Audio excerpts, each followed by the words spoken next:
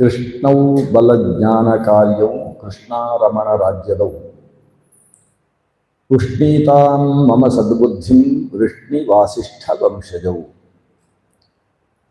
ಲಸತು ಶ್ರೀಮದಾನಂದ ತೀರ್ಥೇಂದುರ್ನೋ ಹೃದಂಬರೆ ಯದ್ವಚಶ್ಚಂದ್ರಿಕಾ ಸ್ವಾಂತ ಸಂತಾಪಂ ವಿನಿಕೃಂತತಿ ಭವತಿ ಯದನುಭಾವಾತ್ ಏಡಮೂಕೋಪಿ ವಾಗ್ಮಿ ಜಡಮತಿರಪಿ ಜಂತುರ್ಜಾಯತೆ ಪ್ರಾಜ್ಞಮೌಲಿಃ ಸಕಲ ವಚನ ಚೇತೋ ದೇವತಾ ಭಾರತೀ ಸಾ ಮಮ ವಚಸಿ ನಿಧತ್ತಾಂ ಸನ್ನಿಧಿಂ ಮಾನಸೇ ಚ ಆಪಾದಮೌಲಿ ಪರ್ಯಂತಂ ಗುರುಣಾಂ ಆಕೃತಿಂ ಸ್ಮರೇತ್ ತೇನ ವಿಘ್ನಾಃ ಪ್ರಣಶ್ಯಂತಿ ಸಿದ್ಧ್ಯಂತಿ ಚ ಮನೋರಥಾಃ ತಪಸ್ವಾಧ್ಯಾಯ ಶುಶ್ರೂಷಾ ಕೃಷ್ಣಪೂಜಾರತಂ ಮುನಿಂ ವಿಶ್ವೇಶಮಿಷ್ಟದಂ ವಂದೇ ಪರಿವ್ರಾಟ್ ಚಕ್ರವರ್ತಿನಂ. ಶ್ರೀ ಗುರುಭ್ಯೋ ನಮಃ.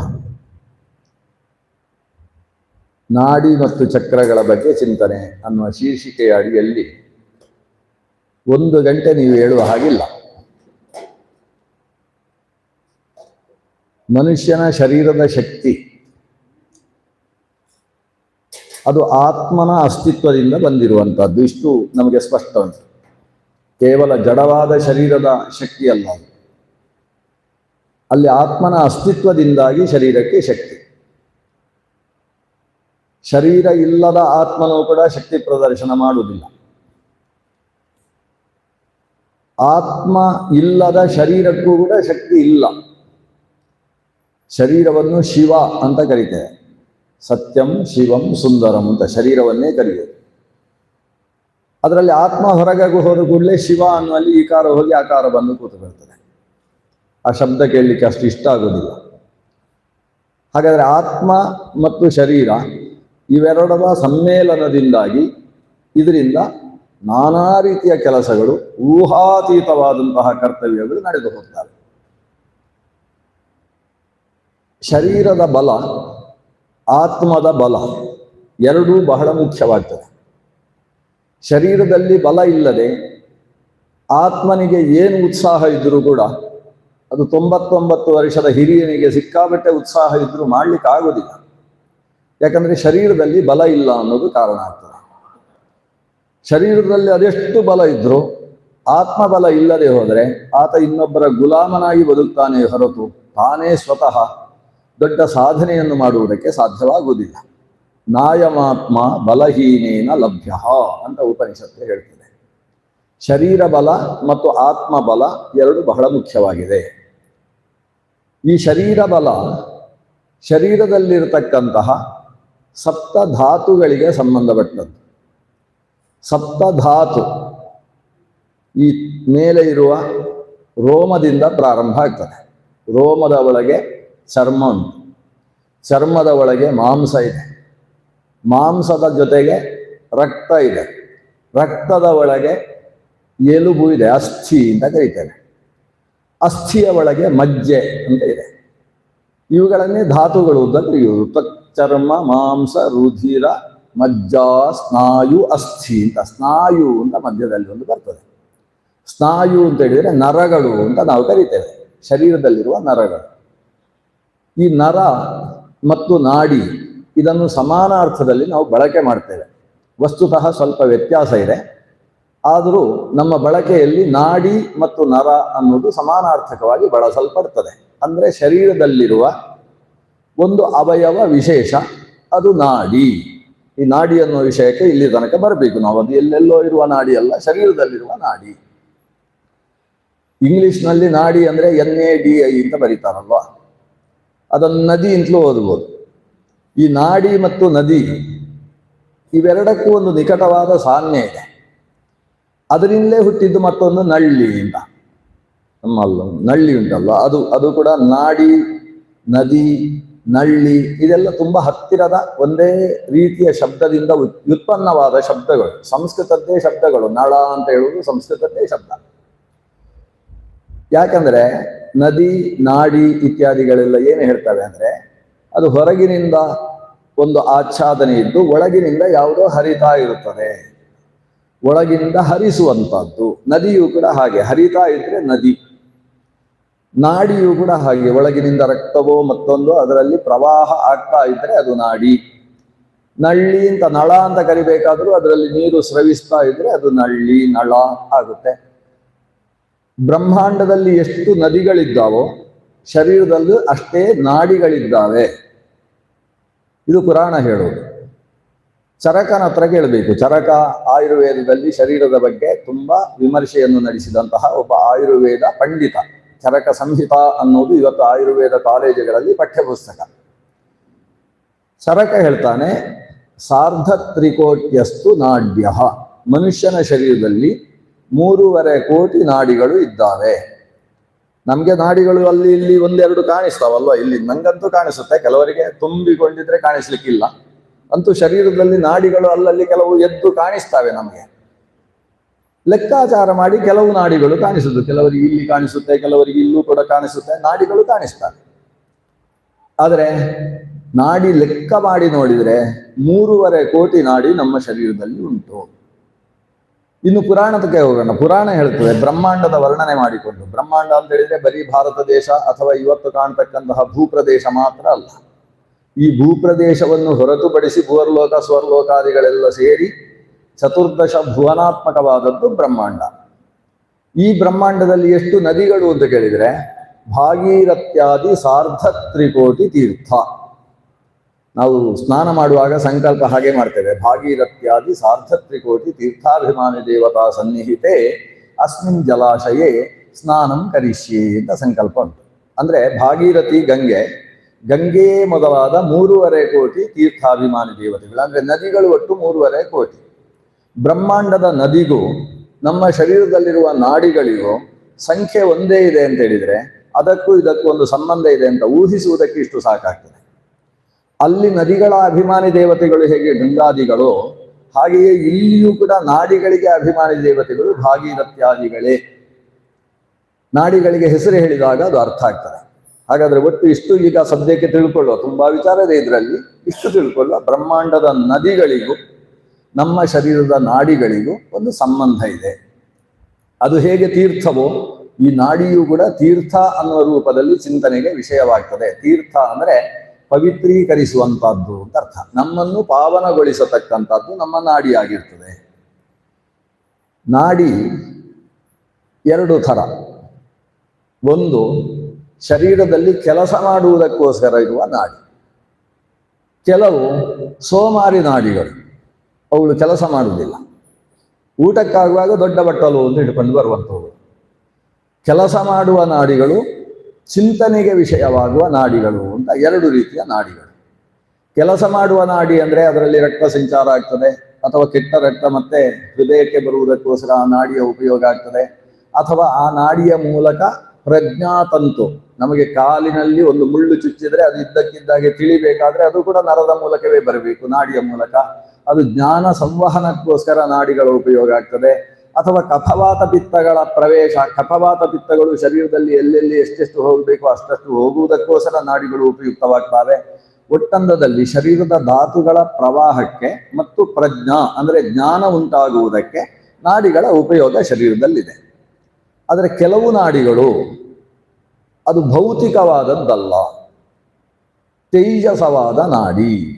ಇಲ್ಲಿಗೆ ನಮಗೆ ಫಿಸಿಕ್ಸ್ ಮತ್ತು ಈ ಅಧ್ಯಾತ್ಮಕ್ಕೆ ಒಂದು ಸಂಬಂಧ ವಿಭಿನ್ನ ಆಗ್ತದೆ. ಫಿಸಿಕಲ್ ನಾಡಿಗಳು ಕೆಲವು, ಅಂದ್ರೆ ಭೌತಿಕವಾಗಿ ನೀವು ಆಪರೇಷನ್ ಮಾಡಿ ನೋಡಿ ಇದು ಈ ನಾಡಿ, ಇದು ಈ ನಾಡಿ ಅಂತ ತೋರಿಸಬಹುದಾದ ನಾಡಿಗಳು ಕೆಲವು. ಶರೀರದಲ್ಲಿ ಎಲ್ಲಿ ಬದುಕಿದ್ರೂ ಕೂಡ ಕಾಣಿಸದೇ ಇರುವ ಶಾಸ್ತ್ರ ಹೇಳ್ತಕ್ಕಂಥ ನಾಡಿಗಳು ಕೆಲವು. ಯಾವ ನಾಡಿಗಳನ್ನು ಶಾಸ್ತ್ರ ಹೇಳ್ತದೋ, ಶರೀರದಲ್ಲಿ ಭೌತಿಕವಾಗಿ ತೋರಿಸುವುದಕ್ಕೆ ಬರುವುದಿಲ್ಲವೋ ಅಂತಹ ನಾಡಿಗಳನ್ನು ನಾವು ತೇಜಸ ನಾಡಿಗಳು ಅಂತ ಕರೆಯುವುದು. ಅದು ತೇಜಸ. ತೇಜಸ ಅಂದ್ರೆ ತೇಜೋಮಯವಾದದ್ದು, ಬೆಳಕಿನ ರೂಪದಲ್ಲಿ ಇರತಕ್ಕಂತಹದ್ದು. ಶರೀರದಲ್ಲಿ ಆತ್ಮಶಕ್ತಿ ಇರುವಲ್ಲಿಯ ತನಕ ಮಾತ್ರ ಅವುಗಳು ತಮ್ಮ ಕೆಲಸವನ್ನು ಫಂಕ್ಷನ್ ಮಾಡ್ತವೆ. ಶರೀರದಲ್ಲಿ ಆತ್ಮ ಹೊರಗೆ ಹೋದ ಮೇಲೆ ಅವುಗಳು ನಿಷ್ಕ್ರಿಯ. ಅಲ್ಲಿ ತೇಜಸ ನಾಡಿ ದರ್ಶನಕ್ಕೆ ಅವಕಾಶ ಇಲ್ಲ. ನಾವು ಒಳಮುಖವಾಗಿ ನೋಡಬಹುದಾದ, ಧ್ಯಾನದಲ್ಲಿ ಕಾಣಬಹುದಾದ ನಾಡಿಗಳನ್ನು ತೇಜಸ ನಾಡಿಗಳು ಅಂತ ಕರೀತೇವೆ. ಇಂತಹ ನಾಡಿಗಳಲ್ಲಿ ಪ್ರಧಾನವಾದ ನಾಡಿಗೆ ಸುಷುಮ್ನ ಅಂತ ಹೆಸರು. ಬಹುಶಃ ನೀವು ಕೇಳಿರ್ತೀರಿ. ಇಡ, ಪಿಂಗಲ, ಸುಷುಮ್ನ ಈ 3 ಹೆಸರು ಬಹಳ ಪ್ರಸಿದ್ಧ. ಅದು ಏನು ಅಂತ ಗೊತ್ತಿಲ್ಲದೆ ಇದ್ದವರಿಗೂ ಈ 3 ಹೆಸರು ಗೊತ್ತಿರಲೇಬೇಕು. ಯಾಕಂದ್ರೆ ಭಾರತ ದೇಶದಲ್ಲಿ ಹುಟ್ಟಿದ್ದೇವೆ ಅನ್ನುವುದಕ್ಕೆ ಸೂಚಕವಾದದ್ದು. ಹೇಗೆ ನಮಗೆ ಗಾಯತ್ರಿ ಮಂತ್ರ ಅಂತ ಗೊತ್ತಿರಬೇಕು, ಅದು ಹೇಗೆ ಶುರುವಾಗ್ತದೆ ಹೇಗೆ ಮುಗಿತದೆ ಅಂತ ಗೊತ್ತಿಲ್ಲದೆ ಹೋದ್ರೂ ಗಾಯತ್ರಿ ಮಂತ್ರ ಅಂದ್ರೆ ಗೊತ್ತಿರಬೇಕು, ಅಷ್ಟಾದ್ರೂ ಗೊತ್ತಿರಬೇಕು. ನಾವು ಬ್ರಾಹ್ಮಣ್ಯಕ್ಕೆ ಸಂಬಂಧಪಟ್ಟ ವಿಷಯ. ಹಾಗೆ ಇಡ, ಪಿಂಗಲ, ಸುಷುಮ್ನ ಇದು ಭಾರತೀಯತೆಗೆ ಸಂಬಂಧಪಟ್ಟಂತಹ 3 ನಾಡಿಗಳು. ಇದನ್ನೇ ಗಂಗಾ, ಯಮುನಾ, ಸರಸ್ವತಿ ಅಂತ ಕರೀತೇವೆ. ನಾಡಿ ಮತ್ತು ನದಿಗಳ ಸಂಬಂಧ ಅಲ್ಲಿ ಪ್ರಾರಂಭ ಆಗ್ತದೆ. ಸುಷುಮ್ನ ಅನ್ನುವುದು ಅದು ಸರಸ್ವತಿ ಅನ್ನುವ ನದಿಗೆ ಪ್ರತೀಕವಾದದ್ದು. ಗುಪ್ತಗಾಮಿನಿ ಅಂತ ಅದನ್ನು ಕರೀತಾರೆ. ಶರೀರದಲ್ಲಿ ಸುಷುಮ್ನ ಗುಪ್ತಗಾಮಿ ಎಲ್ಲಿದೆ ಅಂತ ನಿಮಗೆ ತಿಳಿಲಿಕ್ಕಾಗುವುದಿಲ್ಲ. ಭಾರೀ ಜಾಗ್ರತೆಯಾಗಿ ಅದನ್ನು ಹುಡುಕಬೇಕು. ಒಳಗಿನ ಪದರಕ್ಕೆ ಹೋಗಿ ನೀವು ಒಳಗಣ್ಣನ್ನು ತೆಗೆದರೆ ಆವಾಗ ಸುಷುಮ್ನ ನಿಮಗೆ ಕಾಣಿಸುವುದು. ಆದರೆ 2 ನಾಡಿಗಳು ಉಂಟು, ಅದು ಸುಷುಮ್ನೆಯ ಜೊತೆಗೆ ಸೇರಿಕೊಳ್ಳುವ ನಾಡಿಗಳು. ಅವುಗಳು ಇಡ ಮತ್ತು ಪಿಂಗಲ. ಅದನ್ನು ಸುಲಭವಾಗಿ ಧ್ಯಾನದಲ್ಲಿ ನೀವು ಕಾಣಬಹುದು. ಇಡ ಅಂದ್ರೆ ಗಂಗೆಯ ಸ್ಥಾನದಲ್ಲಿದೆ. ಇಡ ಗಂಗಾ, ಪಿಂಗಲ ಯಮುನಾ, ಸುಷುಮ್ನ ಸರಸ್ವತಿ. ಅದು 3 ಸೇರಿದ್ರೆ ಅದಕ್ಕೆ ತೀರ್ಥರಾಜ ಅಂತ ಹೆಸರು, ತ್ರಿವೇಣಿ ಸಂಗಮ ಅಂತ ಹೆಸರು. ಶರೀರದಲ್ಲಿ ಇದೆಲ್ಲ ನಡೆಯುತ್ತೆ. ಮೊದಲು ಆ ವಿಷಯವನ್ನು ನೋಡೋಣ. ಮೊದಲು ನಾವು ಸುಷುಮ್ನಾ ನಾಡಿಯ ಬಗ್ಗೆ ಪರಿಚಯ ಮಾಡಿಕೊಳ್ಳಬೇಕು. ಈ ನಾಡಿಗಳ ಪರಿಚಯ ಯಾಕೆ ಬೇಕು ಅಂತ ಒಂದು ಪ್ರಶ್ನೆ ಬರ್ಬೋದು. ನಾಡಿಗಳ ಪರಿಚಯ ಯಾಕೆ ಬೇಕು? ನಾಡಿಗಳು ಪರಿಚಯ ಆಗದೆ ಹೋದರೂ ಇದ್ದೇ ಇರ್ತವೆ ಶರೀರದಲ್ಲಿ. ಇರತಕ್ಕಂಥದ್ದನ್ನು ತಿಳಿಯುವುದು 2 ಉದ್ದೇಶದಿಂದ. ಒಂದು, ಆ ನಾಡಿಗಳ ಶಕ್ತಿಯ ಬಗ್ಗೆ ನಮಗೆ ಪರಿಚಯ ಆಗುವುದರಿಂದ ನಮ್ಮಲ್ಲಿ ಶಕ್ತಿ ವಿಶೇಷ ಪ್ರಾಪ್ತಿಯಾಗ್ತದೆ. ಗೊತ್ತಿಲ್ಲದೆ ಇರುವುದರಿಂದ ನಾವು ಆ ಶಕ್ತಿಯನ್ನು ಪ್ರಯೋಗಿಸ್ತಾ ಇಲ್ಲ. ಅದು ಗೊತ್ತಾಗೋದ್ರಿಂದ ಆ ಶಕ್ತಿ ಚೈತನ್ಯವನ್ನು ಪಡೀತದೆ. ಈ ದೃಷ್ಟಿಯಿಂದ ನಾವು ಆ ನಾಡಿಗಳ ಬಗ್ಗೆ ತಿಳ್ಕೊಳ್ಬೇಕು. 2ನೇದ್ದು, ಆ ನಾಡಿಗಳನ್ನು ತಿಳಿದು ಆ ನಾಡಿಗಳಿಗೆ ಸಂಬಂಧಪಟ್ಟಂತಹ ಭಗವಂತನ ರೂಪಗಳು, ದೇವತಾ ಸ್ವರೂಪಗಳು, ಅವುಗಳನ್ನು ಉಪಾಸನೆ ಮಾಡುವುದರಿಂದ ನಮ್ಮಲ್ಲಿ ಅಧ್ಯಾತ್ಮದ ಸಾಧನೆ, ಒಂದು ವಿಶೇಷವಾದ ಪುಣ್ಯ. ಹೇಗೆ ಇವತ್ತು ಒಂದು ಪವಮಾನ ಹೋಮವನ್ನು ಮಾಡಿದರೆ ಏನು ಅಂತ ಕೇಳಿದರೆ ಒಂದು ವಿಶೇಷ ಪುಣ್ಯ. ಒಂದು ಸುದರ್ಶನ ಹೋಮ ಮಾಡಿದರೆ ಬರೀ ಮಾಟ ಮಂತ್ರ ಎಲ್ಲ ದೂರ ಹೋಗ್ತದೆ ಅಂತ ಅಷ್ಟೇ ಅಲ್ಲ, ಭಗವಂತನ ಪ್ರೀತಿ ಆಗ್ತದೆ. ದೇವರ ಪೂಜೆಯನ್ನು 1 ಆರತಿ ಮಾಡಿಯೂ ಮಾಡ್ಬೋದು. 12 ಆರತಿ ಮಾಡಿದರೆ ಏನು ಪ್ರಯೋಜನ? ಒಂದು ವಿಶೇಷ ಪುಣ್ಯ. ದೇವರಿಗೆ ಒಂದು ಅಷ್ಟು ದೀಪ ಬೆಳಗಿದಂತಹ ಪುಣ್ಯ. ಹೇಗೆ ಪುಣ್ಯಕರ್ಮ ಅಂತೇವೋ ಹಾಗೆ ನಾಡಿಗಳಲ್ಲಿ ಅವುಗಳ ಬಗ್ಗೆ ತಿಳಿದು ಅದರಲ್ಲಿರುವ ದೇವರ ರೂಪವನ್ನು ನಾವು ಉಪಾಸನೆ ಮಾಡುವುದು ಅಥವಾ ಧ್ಯಾನ ಮಾಡುವುದರಿಂದಾಗಿ ನಮಗೆ ಒಂದು ವಿಶೇಷ ಪುಣ್ಯ ಪ್ರಾಪ್ತಿ ಉಂಟು, ಅಧ್ಯಾತ್ಮದ ಸಾಧನೆಯಾಗ್ತದೆ. ಈ ದೃಷ್ಟಿಯಿಂದ ಅದನ್ನು ತಿಳ್ಕೊಳ್ಬೇಕು. ನಮ್ಮ ಶರೀರದ ನಾಡಿಗಳು ಪ್ರಾರಂಭ ಆಗುವ ಜಾಗಕ್ಕೆ ಸಂಸ್ಕೃತದಲ್ಲಿ ತುಂದ ಅಂತ ಹೆಸರು. ಅದೇ ಜಾಗವನ್ನು ಮೂಲಾಧಾರ ಅಂತ ಕರೀತಾರೆ. ಶರೀರದಲ್ಲಿ ತುಂದ ಎಲ್ಲಿದೆ? ತುಂದ ಅಂದ್ರೆ ಅದು ನಾಡಿ ಆರಂಭ ಪ್ರದೇಶ. ನೀವು ಕೋಶದಲ್ಲಿ ತೆಗೆದು ನೋಡಿದ್ರೆ ಅಥವಾ ಗೂಗಲ್ ಸರ್ಚ್ ಮಾಡಿದ್ರೆ ವಾಟ್ ಈಸ್ ತುಂದ ಅಂತ ನೀವು ಏನಾದರೂ ಹಾಕಿದರೆ ಅದು ಕೇಳ್ತದೆ. ಸಂಸ್ಕೃತದ ತುಂದವೋ ಇಂಗ್ಲಿಷ್ನ ತುಂದವೋ ಅಂತ ಕೇಳ್ತದೆ. ನೀವು ಸಂಸ್ಕೃತದ್ದು ಅಂತ ಹೇಳ್ಬೇಕು, ಆವಾಗ ಅದು ಅರ್ಥ ಕೊಡ್ತದೆ. ನಮ್ಮ ನಾಡಿಗಳೆಲ್ಲ ಎಲ್ಲಿಂದ ಪ್ರಾರಂಭವಾಗ್ತಾವೋ ಅದನ್ನು ತುಂದ ಮತ್ತು ತುಂದಿ ಅನ್ನುವ 2 ಶಬ್ದಗಳಿಂದ ವ್ಯವಹಾರ ಮಾಡ್ತಾರೆ. ಅದು ಇರುವುದು ಮನುಷ್ಯ ನೆಲದಲ್ಲಿ ನೇರವಾಗಿ ಕುಳಿತಾಗ ಯಾವ ಭಾಗ ಸರಿಯಾಗಿ ಭೂಮಿಯಲ್ಲಿ ಒತ್ತಿ ಸ್ಪರ್ಶವಾಗ್ತದೋ ಆ ಭಾಗದಲ್ಲಿ ಇರುವುದು. ಅದಕ್ಕೆ ವೃಷಣಾಸನ ಮೂಲ ಅಂತ ಸಂಸ್ಕೃತದಲ್ಲಿ ಕರೀತಾರೆ. ಆ ವೃಷಣಾಸನ ಮೂಲದಿಂದ ಎಲ್ಲ ನಾಡಿಗಳು ಕೂಡ ಉತ್ಪನ್ನವಾಗ್ತವೆ. ಅಲ್ಲಿಂದ ಮೇಲ್ಮುಖವಾಗಿ ಮತ್ತು ಅಧೋಮುಖವಾಗಿ ನಾಡಿಗಳು ಹರಿದಿದ್ದಾವೆ. ಅಧೋಮುಖವಾಗಿ ಹರಿದಂತಹ ನಾಡಿ ಪಾದಾಂಗುಷ್ಠದ ತುದಿಯ ತನಕವೂ ಕೂಡ ಶರೀರದಲ್ಲಿ ರಕ್ತ ಸಂಚಾರ ಇತ್ಯಾದಿಗಳಿಗೆ ಉಪಯುಕ್ತವಾಗ್ತದೆ. ಊರ್ಧ್ವಮುಖವಾಗಿ ಹರಿದದ್ದು ಶಿರಸ್ಸಿನಲ್ಲಿ ನಿಲ್ಲುವುದಿಲ್ಲ. ಶಿರಸ್ಸಿನಿಂದ 10 ಅಥವಾ 12 ಅಂಗುಲ, 10 ಅಥವಾ 12 ಅಂತ ಯಾಕೆ ಹೇಳ್ತೇನೆ ಅಂದ್ರೆ, ಒಂದು ಗ್ರಂಥದಲ್ಲಿ 10 ಅಂತುಂಟು, ಒಂದರಲ್ಲಿ 12 ಅಂತುಂಟು. ಅದು 10, 12 ಅಂತಿದ್ರು ಉದ್ದ ಒಂದೇ. ಅದು ಅಂಗುಲ ಸ್ವಲ್ಪ ದೊಡ್ಡದಿದ್ದಾಗ ಅದು 10, ಅಂಗುಲ ಸ್ವಲ್ಪ ಚಿಕ್ಕದಿದ್ದಾಗ 12. ಅಂತೂ 12 ಅಂಗುಲದಷ್ಟು ಎತ್ತರದ ತನಕ ಶರೀರದ ಹೊರಗೂ ಕೂಡ ಈ ತೈಜಸ ನಾಡಿಗಳು ವ್ಯಾಪಿಸಿಕೊಂಡಿದ್ದಾರೆ. ಹಾಗಾದ್ರೆ ನಾನು ಇದು ಭೌತಿಕ ನಾಡಿ ಅಲ್ಲ, ಇದು ತೈಜಸ ನಾಡಿ ಅನ್ನುವುದನ್ನು ಮತ್ತೆ ನಾವು ಸ್ಪಷ್ಟಪಡಿಸಬೇಕು. ಎಲ್ಲಿಗೆ ಅಂದ್ರೆ, ಇದು ಶರೀರದಿಂದ ಹೊರಗೂ ವ್ಯಾಪಿಸಿದೆ ಅಂದಾಗ ನಾವು ಹಾಗಾದ್ರೆ ಯಾಕೆ ಕಾಣಿಸುವುದಿಲ್ಲ, ಕತ್ತರಿಸಲಿಕ್ಕೆ ಯಾಕೆ ಆಗುವುದಿಲ್ಲ ಅಂತ ಪ್ರಶ್ನೆ ಕೇಳಿದ್ರೆ, ಅದು ಬೆಳಕಿನ ರೂಪದಲ್ಲಿರತಕ್ಕಂತಹ ನಾಡಿ. ಆ ಬೆಳಕನ್ನು ಕಾಣುವುದಕ್ಕೂ ಕೂಡ ಅಂತರ್ಮುಖವಾದಂತಹ ಚಕ್ಷು, ಕಣ್ಣಿನೊಳಗೆ ನೋಡು ಹರಿಯ ಒಳಗಣ್ಣಿನೊಳಗೆ ನೋಡು ಮೂಜಗ ದೊರೆಯ. ಈ ನಾಡಿಗಳ ಬಗ್ಗೆಯೇ ಬರೆದಂತಹ ಪುರಂದರದಾಸರ ಒಂದು ವಿಶಿಷ್ಟವಾದ ಪದ್ಯ ಇದು. ಆಧಾರ ಮೊದಲಾದ 6 ಅಂತ ಶುರು ಮಾಡ್ತಾರೆ. ಚಕ್ರಗಳ ಬಗ್ಗೆ ಮೂಲಾಧಾರ, ಸ್ವಾಧಿಷ್ಠಾನ, ಮಣಿಪುರ, ಅನಾಹತ, ವಿಶುದ್ಧ, ಆಜ್ಞಾ ಮತ್ತು ಸಹಸ್ರಾರ ಅಂತ 6 ಚಕ್ರಗಳ ಬಗ್ಗೆ ವಿವರಣೆಯನ್ನೆಲ್ಲ ಕೊಡುವತಕ್ಕಂತಹ ಪುರಂದರದಾಸರ ಒಂದು 8 ಕೀರ್ತನೆಗಳಿದ್ದಾವೆ. ಅದರಲ್ಲಿ ಒಂದು ಪ್ರಸಿದ್ಧವಾದ ಕೀರ್ತನೆ ಇದು.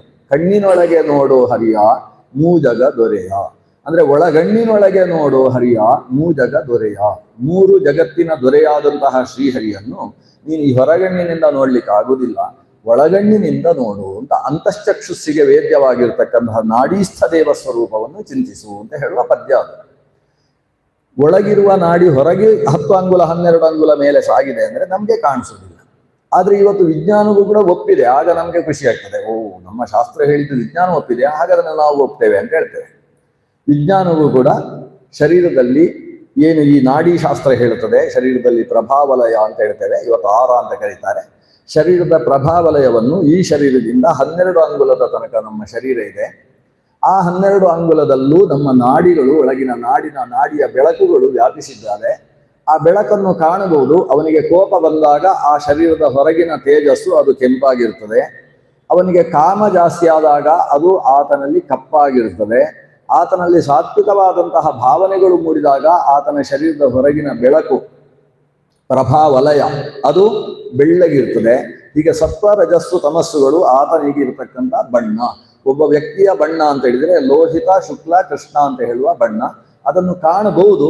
ಕಾಣುವುದಕ್ಕೊಂದು ಚಕ್ಷುಸಬೇಕು, ಅದಕ್ಕೆ ಅಭ್ಯಾಸ ಮಾಡಬೇಕು. ಅವನು ಯಾವ ಬಣ್ಣದವ ಅಂತ ನಾವು ತಿಳಿಯುವುದಕ್ಕೆ ನಮ್ಮಲ್ಲಿ ಒಂದು ವಿಶಿಷ್ಟವಾದಂತಹ ಅಧ್ಯಾತ್ಮದ ಶಕ್ತಿ ಬೇಕು, ಕಾಣುವ ದೃಷ್ಟಿ ಬೇಕು. ಹಾಗಾದ್ರೆ ಬೆಳಕು ಇದೆ ಮನುಷ್ಯನಿಗೆ. ಆ ಬೆಳಕು ಹಿಂದೆ ಎಲ್ಲ ಒಬ್ಬ ದೇವರ ಚಿತ್ರ ಬರೆಯುವಾಗ ದೇವರ ಚಿತ್ರ ಆಗಿ ಅದರ ತಲೆಯ ಮೇಲೆ ಹೀಗೆ ಇಷ್ಟೊಂದು ಬೆಳಕು ಬರಿತಾ ಇದ್ದಾರೆ. ಈಗೆಲ್ಲ ನಿಲ್ಲಿಸಿದ್ದಾರೆ, ಯಾಕಂದ್ರೆ ಕಾಣಿಸುವುದಿಲ್ಲ ಎಂಥದ್ದು ಬರೆಯೋದು ಅಂತ. ಅಷ್ಟೇ ಅಲ್ಲ, ದೇವರ ಭಗವಂತ ನಾರಾಯಣನ ಚಿತ್ರವನ್ನು, ಶಂಖಚಕ್ರ ಗದಾಪದ್ಮ ಚಿತ್ರವನ್ನು ಬರೆಯುವಾಗ ಅವನ ಶರೀರದಲ್ಲೆಲ್ಲ ಒಂದಿಷ್ಟು ಬೆಳಕಿನ ಚಿತ್ರ, ಸುತ್ತ ಒಂದು ಬೆಳಕು. ಅದು 12 ಅಂಗುಲದಷ್ಟು ಶರೀರದಿಂದ ಬೆಳಕು ಇದೆ. ಅದು ಕಾಣುವುದಕ್ಕೆ ಒಳದೃಷ್ಟಿ ಬೇಕು. ದೇವರನ್ನು ಕಾಣುವುದಕ್ಕೆ ಒಳದೃಷ್ಟಿ ಬೇಕು. ಭಗವಂತನ ಶರೀರದಲ್ಲಿ ನೀಲ ಕಾಂತಿ ಹೊರಗೆ ಬರ್ತಾ ಇರ್ತದೆ ಅಂತ ಹೇಳ್ತಾರೆ. ಅದು ಕಪ್ಪಲ್ಲ, ಬಿಳಿಯೂ ಅಲ್ಲ, ನೀಲ. ನೀಲ ಅನ್ನೋದು ಪರಮಸತ್ವವನ್ನು ಹೇಳ್ತಕ್ಕಂಥ ಬಣ್ಣ ಅಂತ ನಾಡಿಶಾಸ್ತ್ರ ಹೇಳ್ತದೆ. ಅದರಿಂದ ಭಗವಂತ ಕೃಷ್ಣ ಯಾಕೆ, ಕೃಷ್ಣವರ್ಣ ಯಾಕೆ ಅಂದ್ರೆ ಪರಮಸತ್ವ, ಆದ್ರಿಂದ ಅದು ಕೃಷ್ಣವರ್ಣ. ಈ ಬಣ್ಣಕ್ಕೂ ನಾಡಿಗೂ ಒಂದು ಸಂಬಂಧ ಇದೆ. ಶರೀರದಿಂದ 12 ಅಂಗುಲದಷ್ಟು ಅವನ ಶರೀರ ಇದೆ. ಕಣ್ಣಿಗೆ ಕಾಣದ ಶರೀರ ಇಷ್ಟೇ ಅಲ್ಲ, ಇದರಿಂದ 12 ಅಂಗುಲ ಉಂಟು. ನಿಮ್ಗೊಂದು ತಮಾಷೆಯ ವಿಷಯ ಹೇಳ್ತೇನೆ. ಏನಂದ್ರೆ, ನಮ್ಮಲ್ಲಿ ಊಟಕ್ಕೆ ಕೂತುಕೊಳ್ಳುವಾಗ 24 ಅಂಗುಲ ದೂರದಲ್ಲಿ ಕೂತ್ಕೊಳ್ಬೇಕು ಅಂತ ಒಂದು ಸಂಪ್ರದಾಯ. ಈಗೆಲ್ಲ ಈ ಕಲ್ಯಾಣ ಮಂಟಪ ಬಂದ ಮೇಲೆ ಅದೆಲ್ಲ ಇಲ್ಲ. ಅದು ಕುರ್ಚಿಯಲ್ಲಿ ಕುರ್ಚಿ ಬೆನ್ನಿಗೆ ಬೆನ್ನೆ ತಾಗಿಸಿಕೊಂಡೇ ಕೂತ್ಕೊಳ್ಳುವಂತ ಸಂಪ್ರದಾಯ ಶುರುವಾಗಿದೆ. ಇಲ್ಲೇ ಹೋದ್ರೆ ಈಗ ಅಲಂಕಾರ ಪಂಕ್ತಿ ಅಂತ ಕೆಲವೊಂದು ವಿಶಿಷ್ಟ ಭೋಜನ ನಡೆಯುತ್ತೆ, ಅಥವಾ ಶ್ರಾದ್ದದಲ್ಲಿ ಒಳಗೆ ಕೂಡಿಸಿ ಭೋಜನ ಮಾಡಿಸುವುದು ಅಂತ ಇರ್ತದೆ. ಅಲ್ಲಿ ಇದನ್ನು ಕಟ್ಟುನಿಟ್ಟಾಗಿ ಪಾಲನೆ ಮಾಡ್ತೇವೆ. ಇಲ್ಲಿಂದ 12 ಅಂಗುಲ, ಇವರಿಂದ 12 ಅಂಗುಲ, ಮಧ್ಯದಲ್ಲಿ 24 ಅಂಗುಲ ಜಾಗ ಬಿಡಬೇಕು. 24 ಅಂಗುಲ, 12 ಅಂಗುಲ ಅಂದ್ರೆ 12 ಇಂಚ್ ಅಲ್ಲ, ಸುಮಾರು 8 ಇಂಚಿಗೆ 12 ಅಂಗುಲ ಆಗ್ತದೆ. 8 ಇಂಚು ಅಂತ ಲೆಕ್ಕ ಮಾಡಿಕೊಳ್ಳಿ. ಸುಮಾರು 1.5 ಫೀಟು 24 ಅಂಗುಲ. ಅಷ್ಟು ದೂರ ಬಿಟ್ಟು ಎಲೆ ಹಾಕಬೇಕು ಅಂತ. ಅಷ್ಟು ದೂರ ಅವರ ಕಾಲಿಗೂ ಅಷ್ಟು ದೂರ ಇರಬೇಕು. ಯಾಕೆ ಅಷ್ಟು ದೂರ ಇರಬೇಕು? ಅದಕ್ಕಿಂತ ಹತ್ತಿರ ಹಾಕಿದ್ರೆ ಮುಟ್ಟಿಕೊಂಡ ದೋಷ ಬರ್ತದೆ. ಅವರವರು ಮುಟ್ಟಿಕೊಂಡ್ರು ಅಂತ ಅಲ್ಲ, ಅಷ್ಟು ದೂರ ಉಂಟಲ್ಲ, ಮುಟ್ಟಿಕೊಳ್ಳುವುದು ಹೇಗೆ? ಇವರ ಶರೀರದಿಂದ 12 ಅಂಗುಲ ಇವರ ಶರೀರ ಇದೆ, ಅವರ ಶರೀರದಿಂದ 12 ಅಂಗುಲ ಅವರದ್ದೇ ಆರ ಇದೆ, ಅವರ ಪ್ರಭಾವಲಯ ಶರೀರ ಇದೆ. ಅವುಗಳು ಸ್ಪರ್ಶ ಆಗಬಾರ್ದು. ಧರ್ಮಶಾಸ್ತ್ರ ಮಡಿಯ ಬಗ್ಗೆ ಹೇಳುವಾಗ ಇನ್ನೊಂದು ನಿಮ್ಗೆ ಇದಕ್ಕೆ ಸಂಬಂಧಿಸಿದ ಹಾಗೆ ಹೇಳುದು. ಮಡಿಯ ಬಗ್ಗೆ ಹೇಳುವಾಗ ನೆರಳು ಮೈ ಮೇಲೆ ಬಿದ್ದರೆ ಮೈಲಿಗೆ ಆಗ್ತದೆ. ಯಾರು ಮೈಲಿಗೆ ಇದ್ದಾನೆ ಅಂದ್ರೆ ಶವಸ್ಪರ್ಶಾದಿಗಳನ್ನು ಮಾಡಿ ಬಂದ ವ್ಯಕ್ತಿ ಇದ್ದಾನೆ ಅಂತ ಅನ್ಕೊಳ್ಳಿ. ನಾವು ಸ್ನಾನ ಮಾಡಿ ಶುದ್ಧವಾಗಿ ಬರ್ತಾ ಇದ್ದೇವೆ, ಅಥವಾ ಹಾಗೆ ಶುದ್ಧವಾಗಿದ್ದೇವೆ. ಶುದ್ಧವಾಗಿ ಬರ್ತಾ ಇರುವಾಗ ಅವರ ನೆರಳು ಮೈ ಮೇಲೆ ಬಿದ್ದರೆ ಇವನು ಮೈಲಿಗೆ ಆಗ್ತಾನೆ. ನೆರಳು ಬೀಳುವುದು ಅಂದ್ರೆ ಏನು? ನಾವೇನು ಅನ್ಕೊಳ್ತೇವೆ, ಆಮೇಲೆ ಟಾರ್ಚ್ ಹಾಕೋದು. ಒಬ್ಬನ ಮೈಲಿಗೆ ಮಾಡೋದು ಭಾರಿ ಸುಲಭ. ಅವನಲ್ಲಿ ಮಡಿಯಲ್ಲಿ ಬರ್ತಾ ಇದ್ರೆ ಈ ಕಡೆ ಮೈಲಿಗೆ ಇದ್ರೆ ಅವನಿಗೊಂದು ಟಾರ್ಚ್ ಹಾಕಿ ಅವ್ರ ನೆರಳು ಬೀಳಿಸಿದ್ರೆ ಆಯ್ತು. ಇದಲ್ಲ ನೆರಳು ಅಂದ್ರೆ. ನೆರಳು ಅಂದ್ರೆ ಸಂಸ್ಕೃತದಲ್ಲಿ ಛಾಯಾ. ಛಾಯಾ ಅಂತ ಹೇಳಿದ್ರೆ ಇವನ ಶರೀರದ 12 ಅಂಗುಲದ ಪ್ರದೇಶ, ಅದಕ್ಕೆ ಛಾಯಾ ಅಂತ ಹೆಸರು, ನೆರಳು ಅಂತ ಹೆಸರು. ಆದ್ರಿಂದ ಅವನ ನೆರಳು ಬಿದ್ರೆ ಮೈಲಿಗೆ ಆಗ್ತದೆ ಅಂದ್ರೆ ಅರ್ಥ ಏನು? ಅವನ ಶರೀರಕ್ಕೆ 12 ಅಂಗುಲ ಹತ್ತಿರ ಅಲ್ಲ, 24 ಅಂಗುಲ ಹತ್ತಿರ ಹೋದ್ರೆ ಮೈಲಿಗೆ ಆಯ್ತು ಅಂತ ಅರ್ಥ. ಅದು ಛಾಯಾಸ್ಪರ್ಶ ಆಯ್ತು. ಅದು ಮನಸ್ಸಿಗೆ ಗೊತ್ತಾಗ್ತದೆ. ವಿಶೇಷ ಅಂದ್ರೆ ಸ್ವಲ್ಪ ಮನಸ್ಸು ಶುದ್ಧವಾಗಿದ್ದವನಿಗೆ ಛಾಯಾಸ್ಪರ್ಶ ಆದದ್ದು ಗೊತ್ತಾಗ್ತದೆ. ರಜಸ್ವಲೆಯಾದ ಹೆಣ್ಣು ಮಗಳು ಮನೆಯಲ್ಲಿದ್ದಾಗ ಒಬ್ಬ ಯಾವುದೋ ಕೆಲಸಕ್ಕೆ ಹತ್ತಿರ ಹೋದರೆ ಛಾಯಾಸ್ಪರ್ಶ ಆದದ್ದು ಅವನಿಗೆ ಗೊತ್ತಾಗ್ತದೆ. ಓ, ಈಕೆಯ ಛಾಯಾಸ್ಪರ್ಶ ಆಯಿತು, ನಾನು ಕೈಕಾಲು ಮುಖ ತೊಳ್ಕೊಂಡು ಅಪವಿತ್ರ ಪವಿತ್ರವ ಅಂತ ಹೇಳಿಕೊಳ್ಬೇಕು ಅಂತ ಅವನಿಗೆ ಗೊತ್ತಾಗ್ತದೆ. ಛಾಯಾಸ್ಪರ್ಶವೂ ಕೂಡ ಮೈಲಿಗೆಗೆ ಆಪಾದಕವಾಗ್ತದೆ. ಇದೆಲ್ಲವೂ ಕೂಡ ನಮ್ಮ ಶರೀರದ ಹೊರಗೂ ಒಂದಿಷ್ಟು ಶರೀರ ಇದೆ ಅನ್ನುವುದಕ್ಕೆ ಜ್ಞಾಪಕವಾದಂತಹ ವಿಷಯ. ಶರೀರದ ಹೊರಗೂ ವ್ಯಾಪಿಸಿದಂತಹ ನಾಡಿ ಸುಷುಮ್ನ ಅಂತ ಹೇಳುವ ನಾಡಿ. ಇದು ಎಲ್ಲಿಂದ ಶುರುವಾಗಿದೆ? ಮೂಲಾಧಾರದಿಂದ ಅಥವಾ ತುಂದಿ ಅಂತ ಕರೆಸಿಕೊಳ್ಳತಕ್ಕಂತಹ ವೃಷಣಾಸನ ಮೂಲದಿಂದ ಪ್ರಾರಂಭ ಆಗಿದೆ. ಅದು ನೇರ ಮೂರ್ಧ ಪ್ರದೇಶದಿಂದ 12 ಅಂಗುಲದಷ್ಟು ಎತ್ತರಕ್ಕೆ ನೇರವಾಗಿದೆ. ಇದರ ಬಗ್ಗೆ ಶ್ರೀಮನ್ ಮಧ್ವಾಚಾರ್ಯರು ತಂತ್ರಸಾರ ಸಂಗ್ರಹ ಎಂಬ ಗ್ರಂಥದಲ್ಲಿ ವಿವರಣೆ ಕೊಡ್ತಾರೆ. ಸುಷುಮ್ನ ಹೇಗಿದೆ ಅಂತ ಹೇಳಿದ್ರೆ, ಮೂಲಾಧಾರಂ ಸಮಾರಭ್ಯ ತ್ವಾಮೂರ್ಧಾನಂ ರುಜುಸ್ಥಿತ. ರುಜು ಅಂದ್ರೆ ನೇರವಾಗಿ, ರುಜ್ವೀ ಸ್ಥಿತ, ನೇರವಾಗಿದೆ. ನಾವು ಹೀಗೆ ಬಗ್ಗಿದ್ರೆ ಅದು ಬಗ್ಗುವುದಿಲ್ಲ, ಅದು ನೇರ ಇರ್ತದೆ.